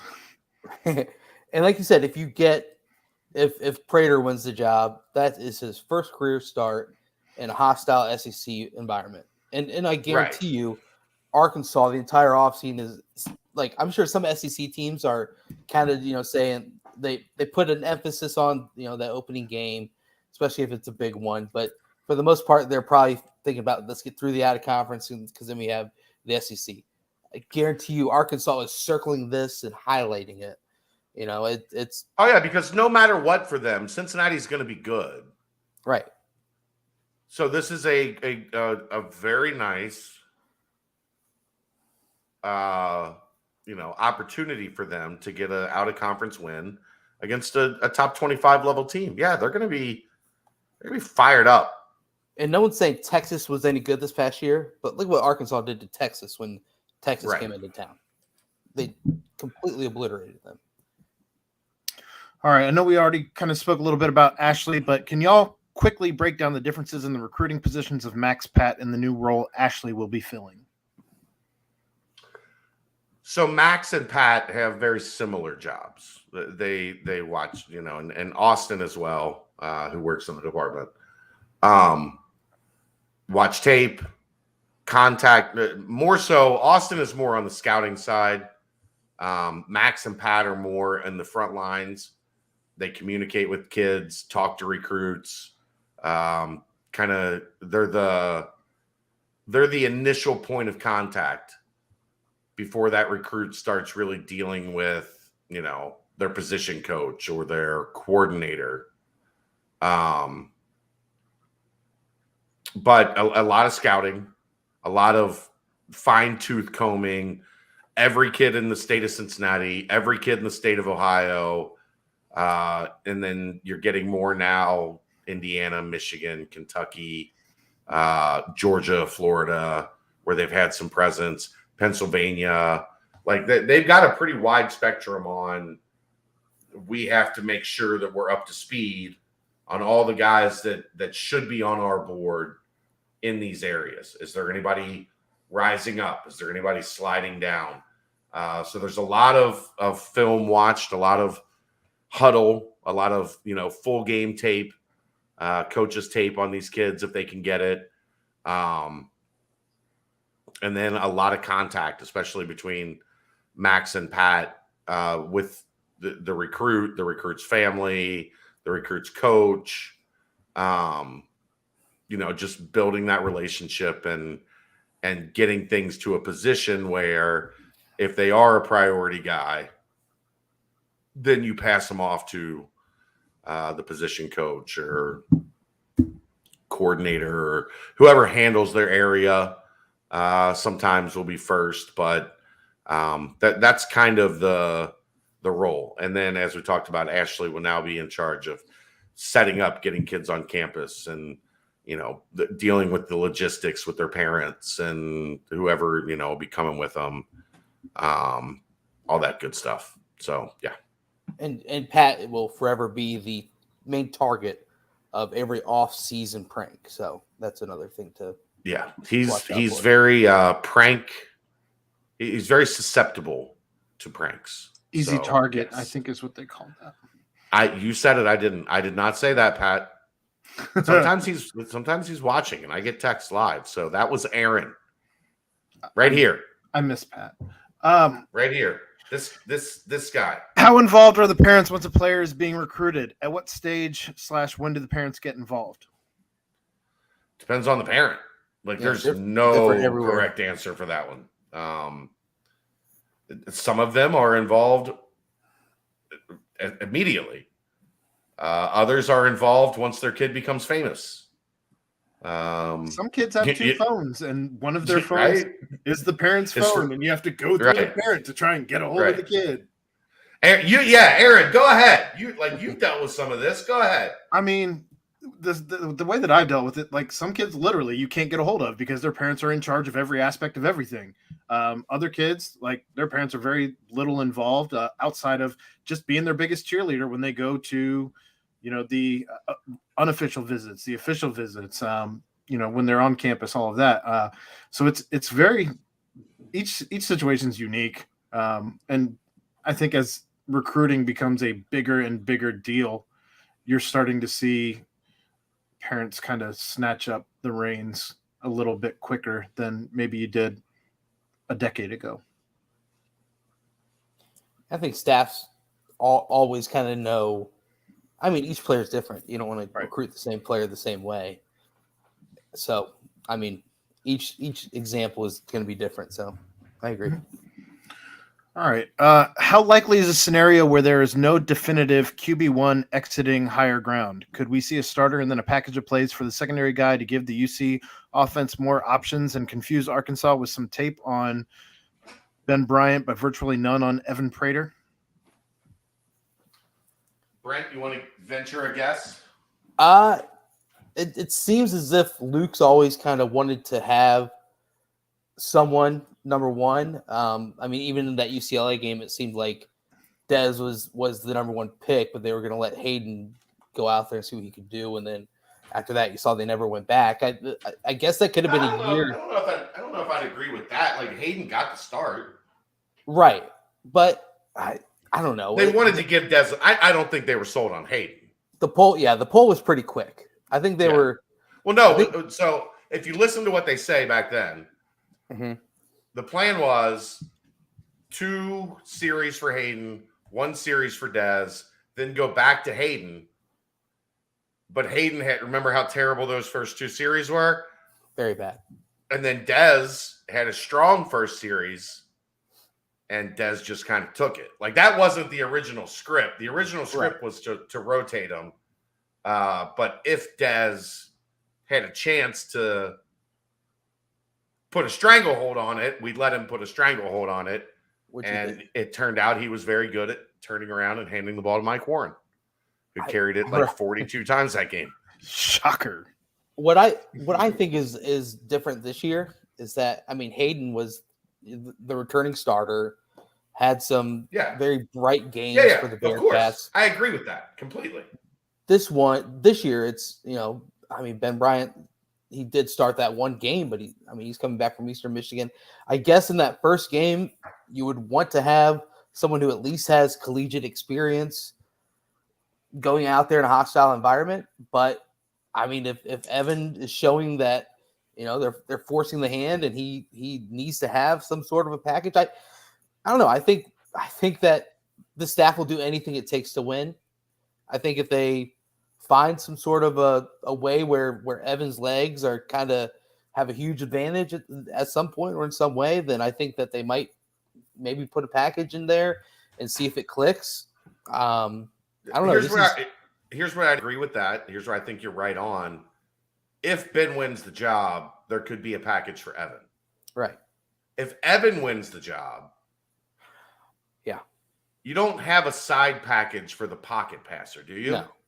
That's not how side packages work, right? Because it's about rhythm and timing, and unless it's a Hail Mary at the end of the half. Right, being on the same page. You're not putting the dual threat quarterback out there to start and then bringing in the natural pocket guy right as a change of pace. That's not how you change pace. So if Ben wins it, I definitely could see there being a package of plays for Evan. If Evan wins it, I don't think there's like a sub package for Ben to come in, stand in the pocket, and start singing bombs, right? Right. If Evan wins it, then that means he had a fantastic offseason. Yeah, that means he's the quarterback, right? Which the future is now. I don't know. I think either way, if either starter gets it, I mean, you have a supreme backup quarterback. If things did go sour with the bright lights on, even if Evan does win. So I mean, I think yes. I think that you will more than likely see both quarterbacks in the first game, unless, like you said, Evan just kind of blows it away in the offseason and is the chosen starter. I think there will be a definitive QB1. Yeah. To answer the first question. I think, though, now, will Luke let people know? Probably not. Because he's not going to tip his hand when he doesn't have to. Nor should he. Right. But I think there will be a guy that is QB1 coming out of higher ground. I agree. All right. Switching gears to the basketball portion of the mailbag. The first question we have, which 5 players would you like to see return next year? The 5 guys you believe West can build around.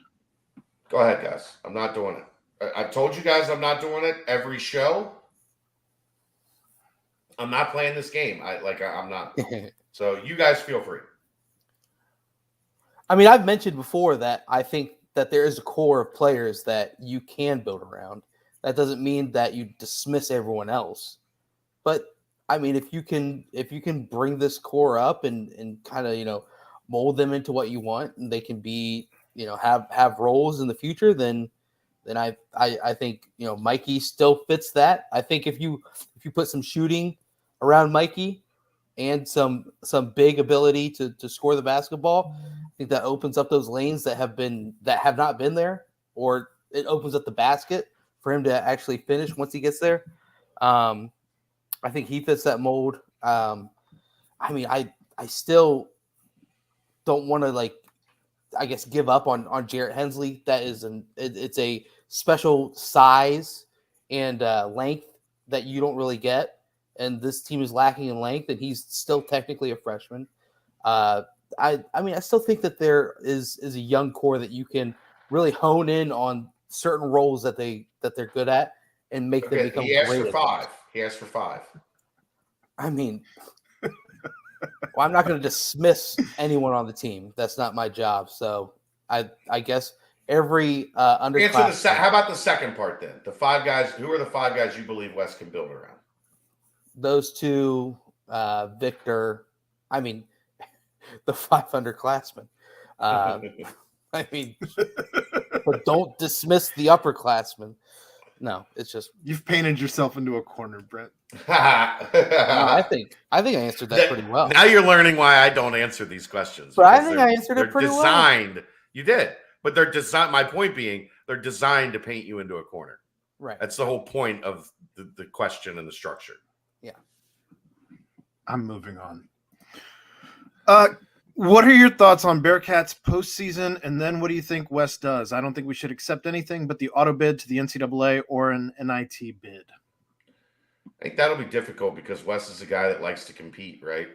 But I think you also have to weigh in, like how is your team responding? If the team is still wanting to play, you play. Yeah. If it's a team that's out of gas, then you turn down the CBI or the CIT or whatever. Right. But if it's a team that you feel like you can get the young guys some added practice time and get some added run, then you accept it. I think that's a pulse of the team answer, more than it's a what does Wes want to do answer.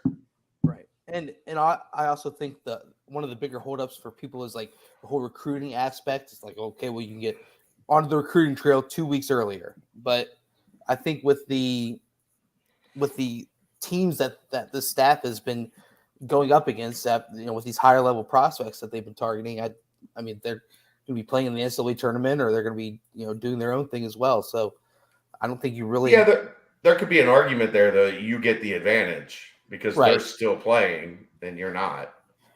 And then I think, but also as far as it goes for just next year, I don't think like recruiting a high schooler. I think you're still sitting back for the transfer portal type ordeal. So, and those don't normally happen until, I mean, they could start right after conference. They'll play. start immediately at conference tournaments. As yeah. soon as a team loses, there'll be players bouncing.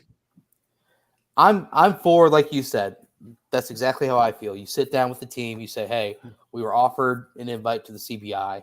Right. Do you guys want to go out there and try and win some games and close the season out on a high note? And if there's a resounding yes, then you go with it. Because, I mean, at this point, you really don't have much to lose.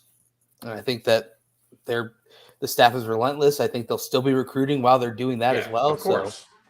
So I think it's a win-win either way. What you do is what fans can't do, right? You take pride out of it. Right. It can't be a pride decision. It's got to be what's best for the program. Pride would say, don't, if it's not the NIT or the NCAA, then you say no. Is that what's best for the program? Taking pride out of it, taking that, machismo, if you will, out of the process. Mick in 2008 played in what, the CBI? Yeah, I think so. At Bradley, they lost. Yeah. But still, I mean, at this point, it's just do what you can to just continuously improve. And if you feel like that's the way to improve, then go for it. I concur. Locken did not play Saturday. Any news on why? I know he took off for personal reasons, and that's what's been reported. No, we're not talking about it.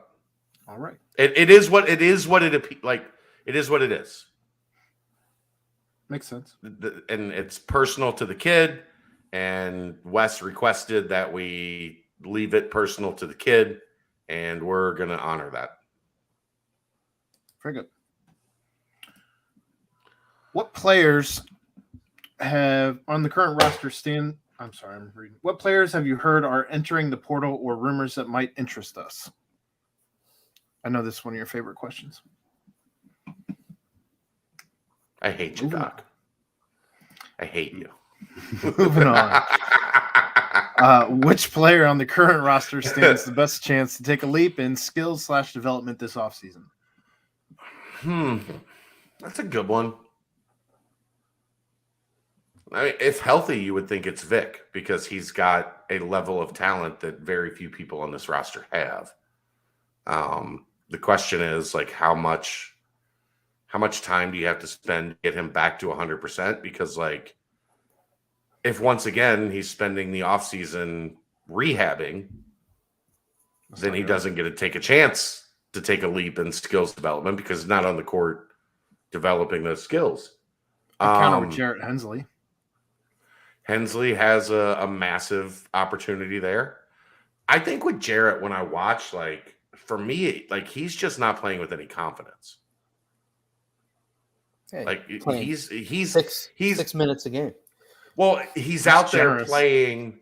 He's out there playing to like keep the chains moving. Like to use a football reference, right? He's not out there believing he can make an impact. Right. He's out there just trying to like get to the next media timeout where, you know, the starter is going to sub back in. And that's a really hard way to compete. Right. So, Odie, yeah, I'll go with Jared. Odie you could throw in there as well. Actually, I think Odie would probably be my number one. Like, if he can continue to progress, now that he'll have a full year with Mike, Rayfeld, he'll have a full year with the staff. I'll go with Odie number one. That's a good one, Brent. Because, I mean, we all laughed at that first 3-point shot he took, but I think he's taken 2 more since and 1 went in. So I'm not saying he's going to become a knockdown shooter, but the confidence is there for him to shoot outside of that little bubble. So you know who was terrible, develop it. What? And who we cringed when they started taking jump shots? 2 guys, Gary Clark and Trey Scott. Right. And then as their confidence went up, all of a sudden their ability to knock them in went up. Trey's known in the G League as a guy that could knock down threes. Gary has carved out a niche. Gary is a 3-point as a stretch four. So yeah, I'll go with Odie there for sure. And a Greek freak stopper. That's what Gary is. All right. Are any of the current Bearcat players or coaching staff members of BCJ? Do they read the board? There are people that are members of BCJ at every level in the Linder Center. And I'm not, you really want me to out Pete? No, I can't do that. But there are people on Bearcat Journal at every level of the athletic department. I can assure you of that. Many of them listening to this podcast right now. There you go. Has AJ McGinnis played a minute this year? I don't remember seeing him on the court, so could be a potential red shirt. Yes, he's played. He's definitely played. He's played. He got hurt. He battled an illness, non-COVID related illness. It's been difficult for AJ, but potential red shirt. The only potential would be medical. And I don't know the standing of that. And basketball, once you play a minute, you've played unless you can prove you missed the season for a medical reason. Well, and he was out on the court after the game on getting some shots up, so he's trying. All right. Getting shots up ain't his problem. Do you feel confident we'll get commits from any 2 of the following? Isaiah Collier, Trey Green, Rayvon Griffith, Dalen Swain. No. Because we haven't even gotten to the spring recruiting period leading into their senior years. So I don't feel confident in anything. If you ask me at the end of April or into May, maybe I have a different answer. But those guys are all being recruited by high major programs. I don't think any of them are close to a decision. So do I feel confident UC will get 2 of them, much less 1? No, like we're not to that point in the recruiting calendar yet. But reading the tea leaves on social media, they seem to be doing a pretty good job with. Yeah, they're doing a great job. Collier, Green, and Rayvon are constantly tweeting, liking, tweeting at each other. They're doing a very good job. Yeah. Does that mean I'm confident that 2 of them will be Bearcats? Right. like before we really get into their recruiting cycle. It's a big ask. Again, you guys love the leading questions. And then if I because you asked me if I commit to something. Which two, Chad? Yeah, like we're not, no. Do I think they're doing a great job recruiting all four of those guys? Yeah. Do I think they've put themselves like right in the thick of the race in all four of those recruitments? Yes. Am I confident in anything? I'm not confident I'll wake up tomorrow. Yikes. I think you will, Chad. I think I will, but I'm not confident in it, Brent. I think it's good that they've had themselves in a position for any of these guys, though, considering what we've heard, Mick say. That's 4 top 100 guys, 4 top 75 guys. It's fantastic. Well, I mean, look at Wes's first recruiting class, his highest ranked class since Gary. So, and if you look, there wasn't a lot of like they were interested in Daniel Skillings and Josh Reed, obviously, because he was from Atlanta, like a little earlier in the process. But those were July happenings. Right. Like those were two guys that they didn't really start a major push for until the July evaluation period. There are so many guys that are like new names that are going to pop up in April. They get to go out I think the second weekend in April and the fourth weekend in April. And like we're just at the tip of the iceberg on 2023. And they should potentially have to sell. You're going to play in the Big 12 as a freshman on a team that's going to need you. Like, let's pump the brakes on like thinking that we're nearing the finish line. Like, if this is a mile for my track guys here, if this is a mile, the 2023 class, we're like getting done with the first lap. Like there's still 3 laps to go. All right. We struggle on defense because our length and athleticism is lacking. Davenport can't switch on guards, and Mikey DDJ can't switch on forwards. Do Reed and Skillings have the ability to guard multiple positions, which is what all teams tried to do, spread out and look for matchups? Until they get here, I don't know if they have the ability to guard anyone at the college level. Because you don't know until they get to campus. They're both plus size, plus length. Skilling's a little bit more on the athletic side. Reed a little bit more, as we've talked about many times. I've compared him a lot to Jaron in that I think they defend in a similar fashion. Not that they're similar players by any stretch, but they use their IQ, they use their length, they use their positioning. Those things, in theory, translate to defending multiple positions. Do I think that it's a lock? Like, are either known for their defense? No, both are known for their offense. Both are known for their ability to put the ball in the basket. I was like, when I first started watching Reed, I was worried about the athleticism. That was one of the things that I was like, man, I don't know. But then the more you watch him, the more that's where I came up with that comparison to Jaron.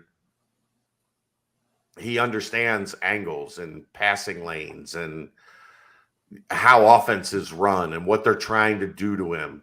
And that should give him an ability to guard, pick and pops, pick and rolls, ability to hedge and get back. And he's a well-built kid. Like, if you saw him on the screen at Fifth Third Arena, that's a good-looking kid. We do know they can board. Daniel Skillings is a really, really effective offensive rebounder for a guy that's got he's thin, but he just has a good sense for like where the ball is coming off the rim, how to get to it, how to rebound out of area, how to use his length. And Reed is a good positional area rebounder. So, yeah.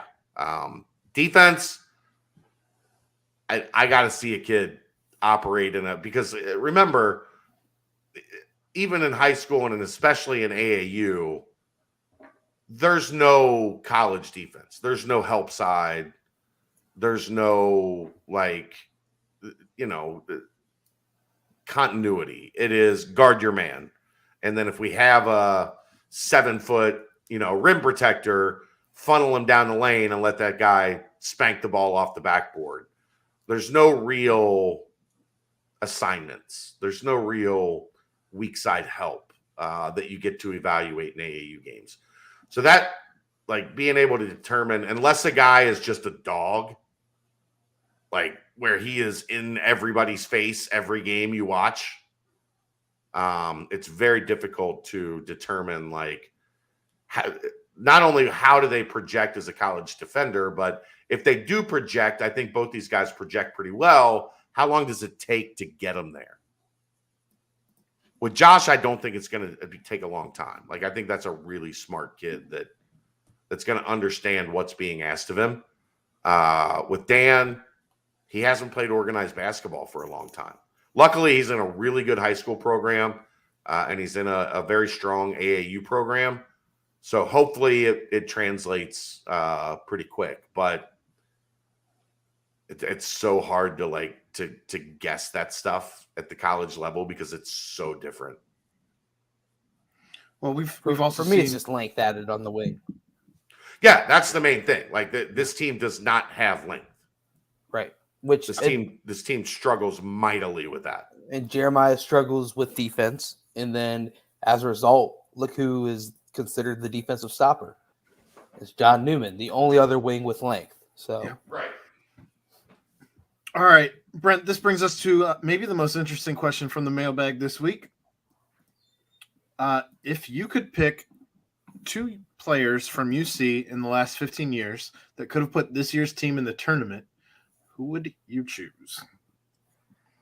2 players from UC in the last 15 years that could have put this team in this year's tournament.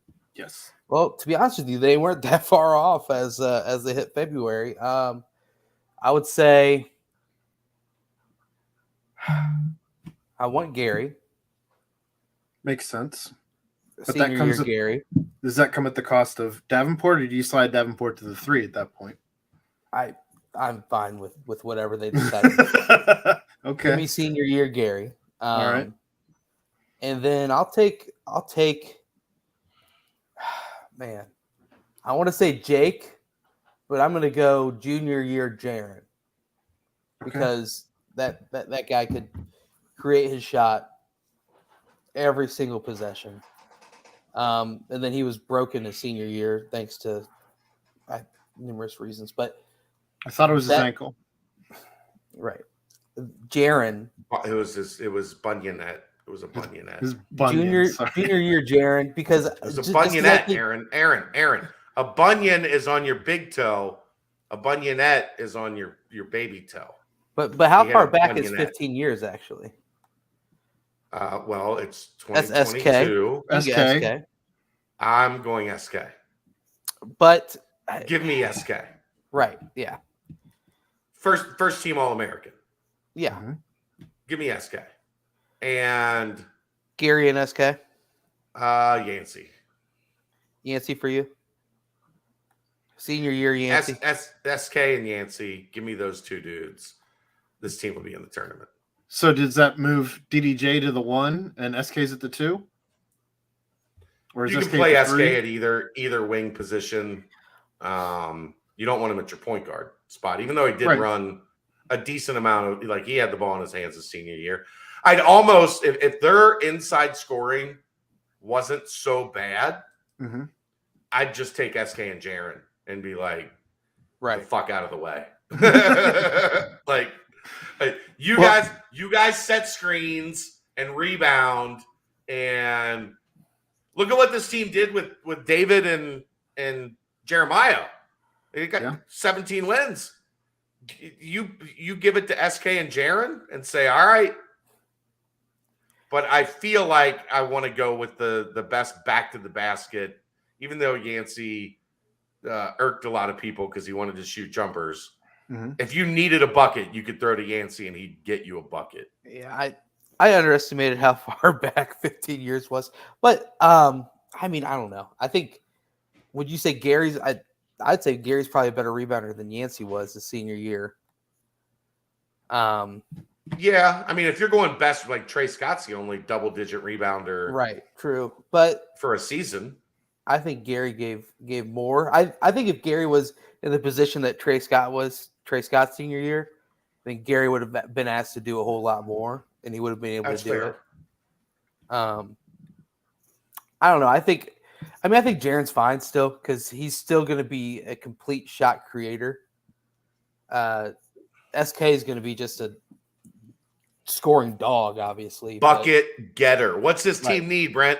Bucket getter. Which is what him and Jaren are. So I'm changing my answer. You know what? Screw the inside guys. You're going those two? I'm putting SK and Jaren on this team. Yeah. And we're winning the American Conference. And playing for like a 4 seed right now. Start JD at the 5. A stretch 5. That means DDJ's coming off your bench as your 6th man. No, he's not. Well, or you can put him in point guard. Dave's starting at point guard. You put Dave at point. You go Dave, SK, Jaren, Davenport, Abdul. With Newman off the bench. Yeah, because then you don't need a big. No, you don't. To score. You just need somebody to clog up the lane. Defensive stalwart. I win. But still, I think I win. SK and Jaren is the answer. I win. I mean, who are you going, Aaron? I almost want to say Troy at the 1, Troy Calpain and SK. If I'm taking a 1, I'm taking Cash.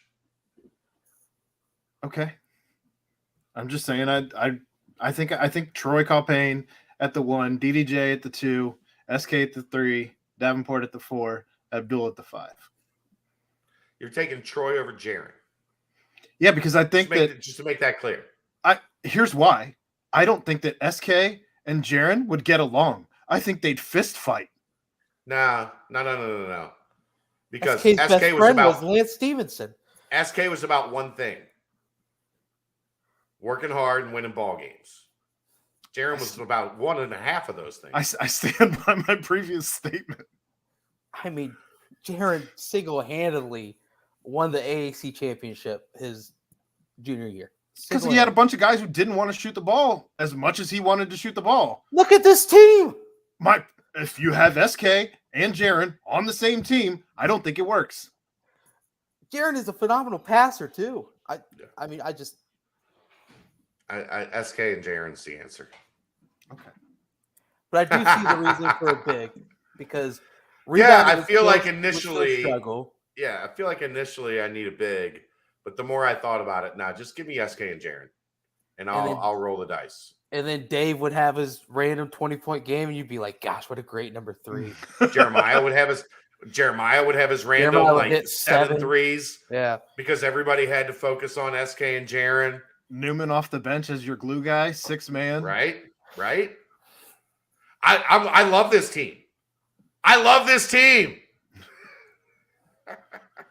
All right, moving on. Great question, Pat Kindon. That was fantastic. But hey, you know what's pretty funny to think about?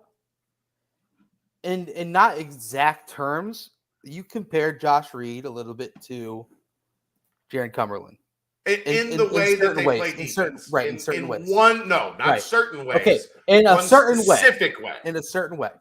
Yeah. And then Daniel Skillings, born scorer is what we've heard a little bit. He's got a little bit more length than SK. I don't think he has the natural, SK just fall out of bed.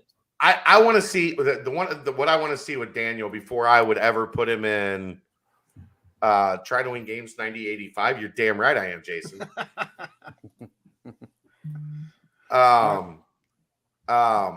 I need to see him do more getting to the line. Because really, when you look at what made SK a great scorer, it was his ability to play with pace and get to the free throw line 8 times a game. And you know who else did that? And go 6 for 8. Jaren. Yeah. You'd lead the league in getting to the line because those 2 dudes would get to the line. And they could finish too.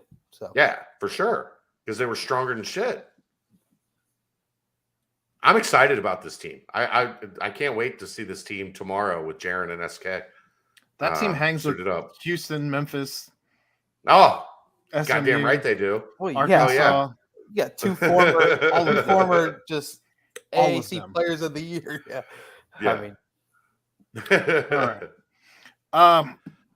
Brett Stein wrote an article linking Trey Green, Skillings, and Reed as guys who were targeted because of their ability to score at 3 levels. Is this a specific focal point for Wes in recruiting? And isn't the lack of this trait the problem with this year's offense? It's a focal point for everybody in recruiting. Everybody wants guys that can score at all 3 levels because you're just that much harder to defend if you're not a one-trick pony. So yeah, it's a focal point for Wes in recruiting. And isn't the lack of this a problem with this year's offense? Yeah, sure. How many 3-level scorers do you have, Dave? That's it. Yeah. I mean, you need more of that. That comes with that length and athleticism and the things that we've talked about. Like that's a part of it. When you have the length and athleticism, you have guys that are 3-year scorers or 3-level scorers. This team just doesn't have it.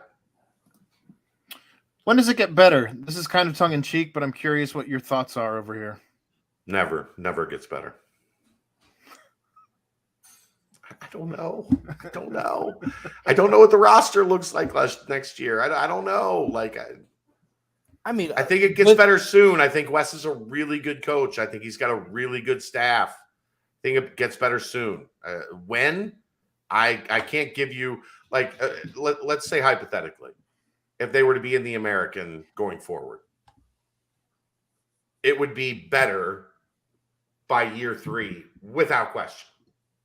Sure. But year 3 now could be better, and they're playing in the Big 12. And back to middle to bottom of the conference potentially. Correct. Even though the team is exponentially better. Right. but also in the current college basketball, there are quick fix options if you hit on them. Yeah, but the problem I think I see with a lot of those is they flash in the pan quick hit, but there's not longevity with it. Right? Like it's not okay. Like we looked at Iowa State, like at the beginning of the year, right? Iowa State, look how quick they fixed everything. Then they fell off a cliff, and then now they've started to come back up. But the quick fix thing is just that. What happens in life with every quick fix almost? Right. It eventually falls apart because it wasn't built on a foundation. You know, Arkansas somewhat a quick fix last year. Yeah, but Musselman's brilliant at that. Right, that's what he does. That's what he does. Like there are gonna be guys, and there are gonna be certain situations that are outliers. Just like everything in life. Mm-hmm. Like you're not supposed to do this. Like beat up. But I hate you. You're not supposed to do something like what Musselman's been able to do. Mm-hmm. But he knows how to do it. He's one of the few people that's really good at it. So yeah, that's like it. I wish I had an easy answer. Let's see what the roster looks like going into the summer. This is a smooth transition to this next question, though. Chad, you mentioned on the podcast with Dave last week about how the best way to build is to maintain returning players and not to overdo the portal. You have the thought that over time, the guys who don't appear to contribute much will be a good foundation in time. Could you briefly go over each of the younger guys, freshmen, sophomores, and remind us the most realistic and important improvement opportunity in order to achieve that goal? Well, if you paid attention to what I said last week, the problem with the bottom of the roster right now, the problem with the whole roster right now, for the most part, is you got a lot of one-skill guys, right? Like Saunders, it's his speed. Madsen, it's his shooting. Hensley, it's his size and length. Mm-hmm. McGinnis, it's his shooting. Right.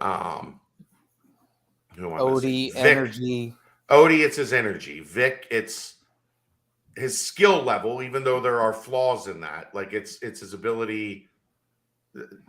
The thing that blows me away with Vic, how quick his hands are.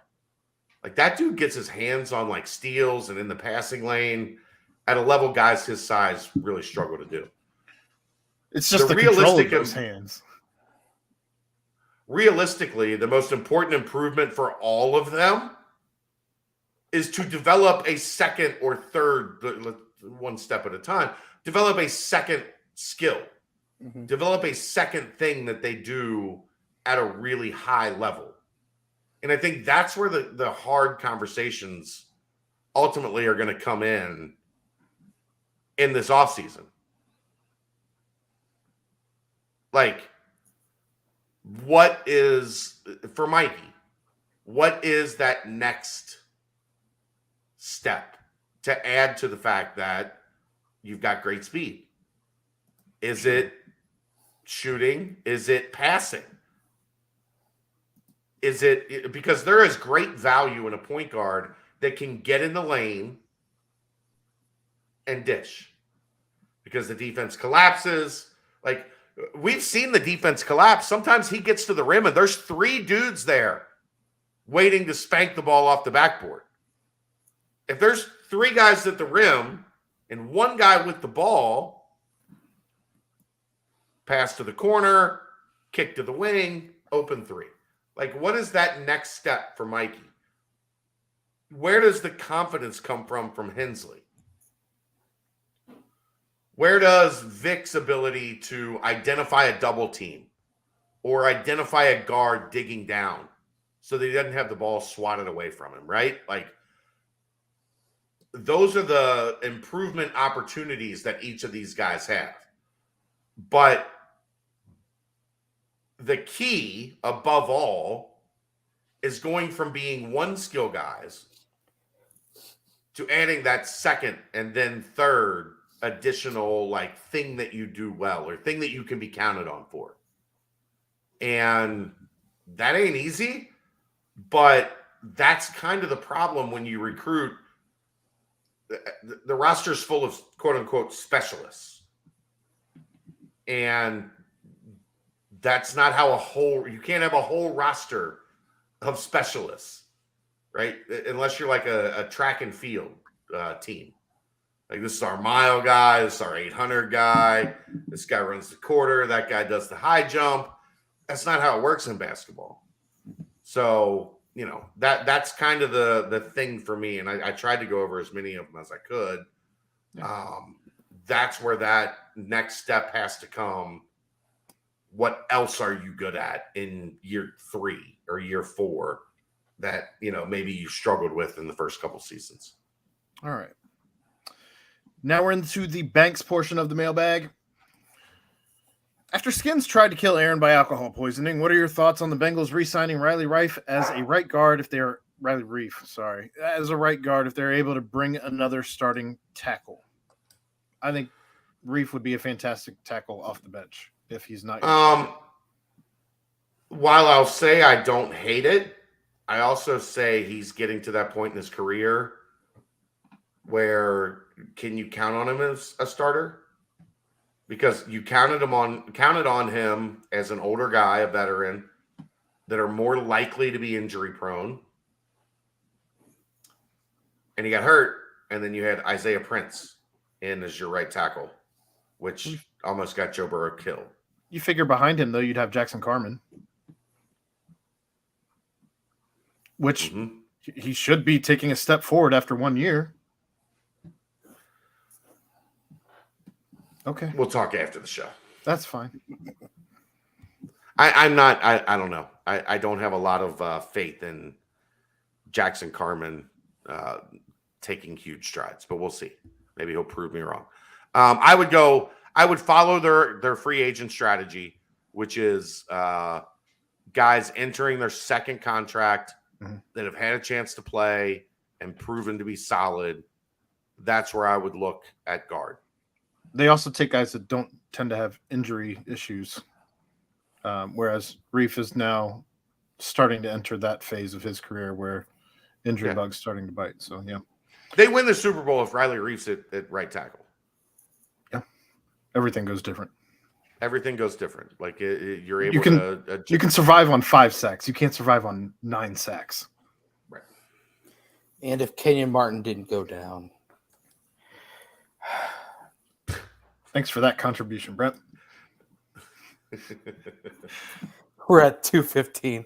Trying to be quiet. Skins says, hi, I'm not first. Assuming Chad uses all that sweet YouTube money to reboot the classic Modern Family, who plays what roles? You can include non-staff members if so inclined. And why is Brent playing Cameron, which I think is hilarious. Oh, Brent is totally Cameron for sure. Am I Al Bundy or the dad? I think I'm Phil? more Phil Dunphy. I think You are more Phil Dunphy. I think I'm definitely more Al Bundy. Yeah, you are, because you're annoyed by all of us. Just want to be left alone. Yeah. Annoyed by everyone. You love your wife and your kid and everyone else. Go away. Can go to hell. That's pretty much my scouting report. Ed O'Neill and I, peas in a pod. I don't know that we have any time to really get into the nuts and bolts of everything else there. For those old enough, who's Dave? No. Who's Dave? That's a fantastic question. It is. I don't know that they have that character. They didn't write Dave into Modern Family. I didn't watch enough to know who all these secondaries are as I'm looking at IMDb. Yeah. And I don't want to put him in a female role. And I don't think he's oh no, Dave is Phil's wife. Okay. Whatever her name is. Julie Bowen. Claire. Julie Bowen. Claire Dunphy. Yeah. Kind of demanding, but like, the down to earth, like behind everybody's back. Yeah. And Dave's Claire. He's gonna have to deal with that. I don't think there's any other male characters we can give that. Wondering how the hell she got into this mess. Right. What happened? How did I get here? Why am I married to Aaron's dumbass? For those old enough, what was your favorite original Nintendo game and why was it Duck Hunt? It wasn't. It was Zelda. Thanks. Oh. I would also probably go Zelda. The other one the one I loved that like we probably spent more time than anything playing, remembering back to my childhood, was Excite Bike. When you could make your own, like the first real like thing you could make your own courses. We'd spend hours like designing courses and racing them. What was the one where you ran on a pad? That was the Olympics one, right? I don't know. I'd never had it, but I know a lot it was of people like an Olympics game. about that. Yeah. I was always Mario. Were you around for original Nintendo? We had it. We had one. Mario 3 was the best original Nintendo Mario. Super Nintendo. On Super Nintendo, we had a game that had all the past ones. So technically, but still not the same. Kind of the same, but not the same. Right. It's different, but same. Yeah, I Excite Bike for some reason, just like designing the courses and like rearranging the jumps and like the tracks and all that shit we loved. And then the Go N64 came around. Ooh. Yeah, but Zelda to this day, like dope. I still right now, at least once every 2 weeks, search to see if there's a release date for Breath of the Wild 2. All right. Y'all motherfuckers are going to have a hard time finding me when that game comes out. I might have to start a Twitch channel just so that we can all interact when Breath of the Wild 2 comes out. You laugh. You think I'm kidding? I'll be available for 2 hours a day to do these podcasts, and that's it. Rad Racer and Mike Tyson's Punch Out for Jason K. Yeah, Punch Out was awesome for sure. Yeah, I agree. Skins rounds it out by saying, P.S. I'm a man of my word, and Aaron lives so he can see his offspring prosper. Plus, if I kill Aaron, I think that means Brent has to raise his child, and that just seems wrong. You're not wrong. That does seem wrong. Last question of the mailbag. I realize that the baseball stadium is just named UC Baseball Stadium after the name change. Do you know if there are plans to get a sponsor for it? Seems like an easy way to get a little extra money for the athletic department. Sure. Yeah, I'm sure they're exploring those options. All right. I don't know of any, like, I don't know of anything, imminent, but yeah, they're exploring those options. No Tecmo Bowl with Unstoppable or Contra. Yeah, Contra was great. Contra was great. Once you had the code, Contra was phenomenal. What was the BABA? What game was that? Tyson? No, that was Contra. Up, down, No, up, down, left, Tyson. right, left. No. Tyson Contra was up, down, left, right, BA start. Yeah. There was one for Tyson that you could go straight to Mike Tyson. I don't remember what that one was. That was week 2. What does that code do on Contra? It gives you unlimited lives. Yeah. Oh. I just remember the one in Grand Theft Auto that gives you Unlimited money. and There was one of those for like The Sims too back in the day. yeah. That's the mailbag. Are we done? We're done. Sweet. Let's get Great out of here. mailbag, guys. Anything closing before we close this one out? We still have to do a nightcap, so no. No. I've got a Houston article I need to write, so another late night for me. But hey, guys, a fantastic Danco transmission Bearcat Bounce podcast. Special thank you to everyone who was involved. Chad's got that fake frozen. You almost got me. But for my good buddies, pals, Aaron Smith and Chad Brendel, I am Brent Young yet again. Thank you to Danco Transmissions. This was the Bearcat Bounce podcast on BearcatJournal.com. See ya!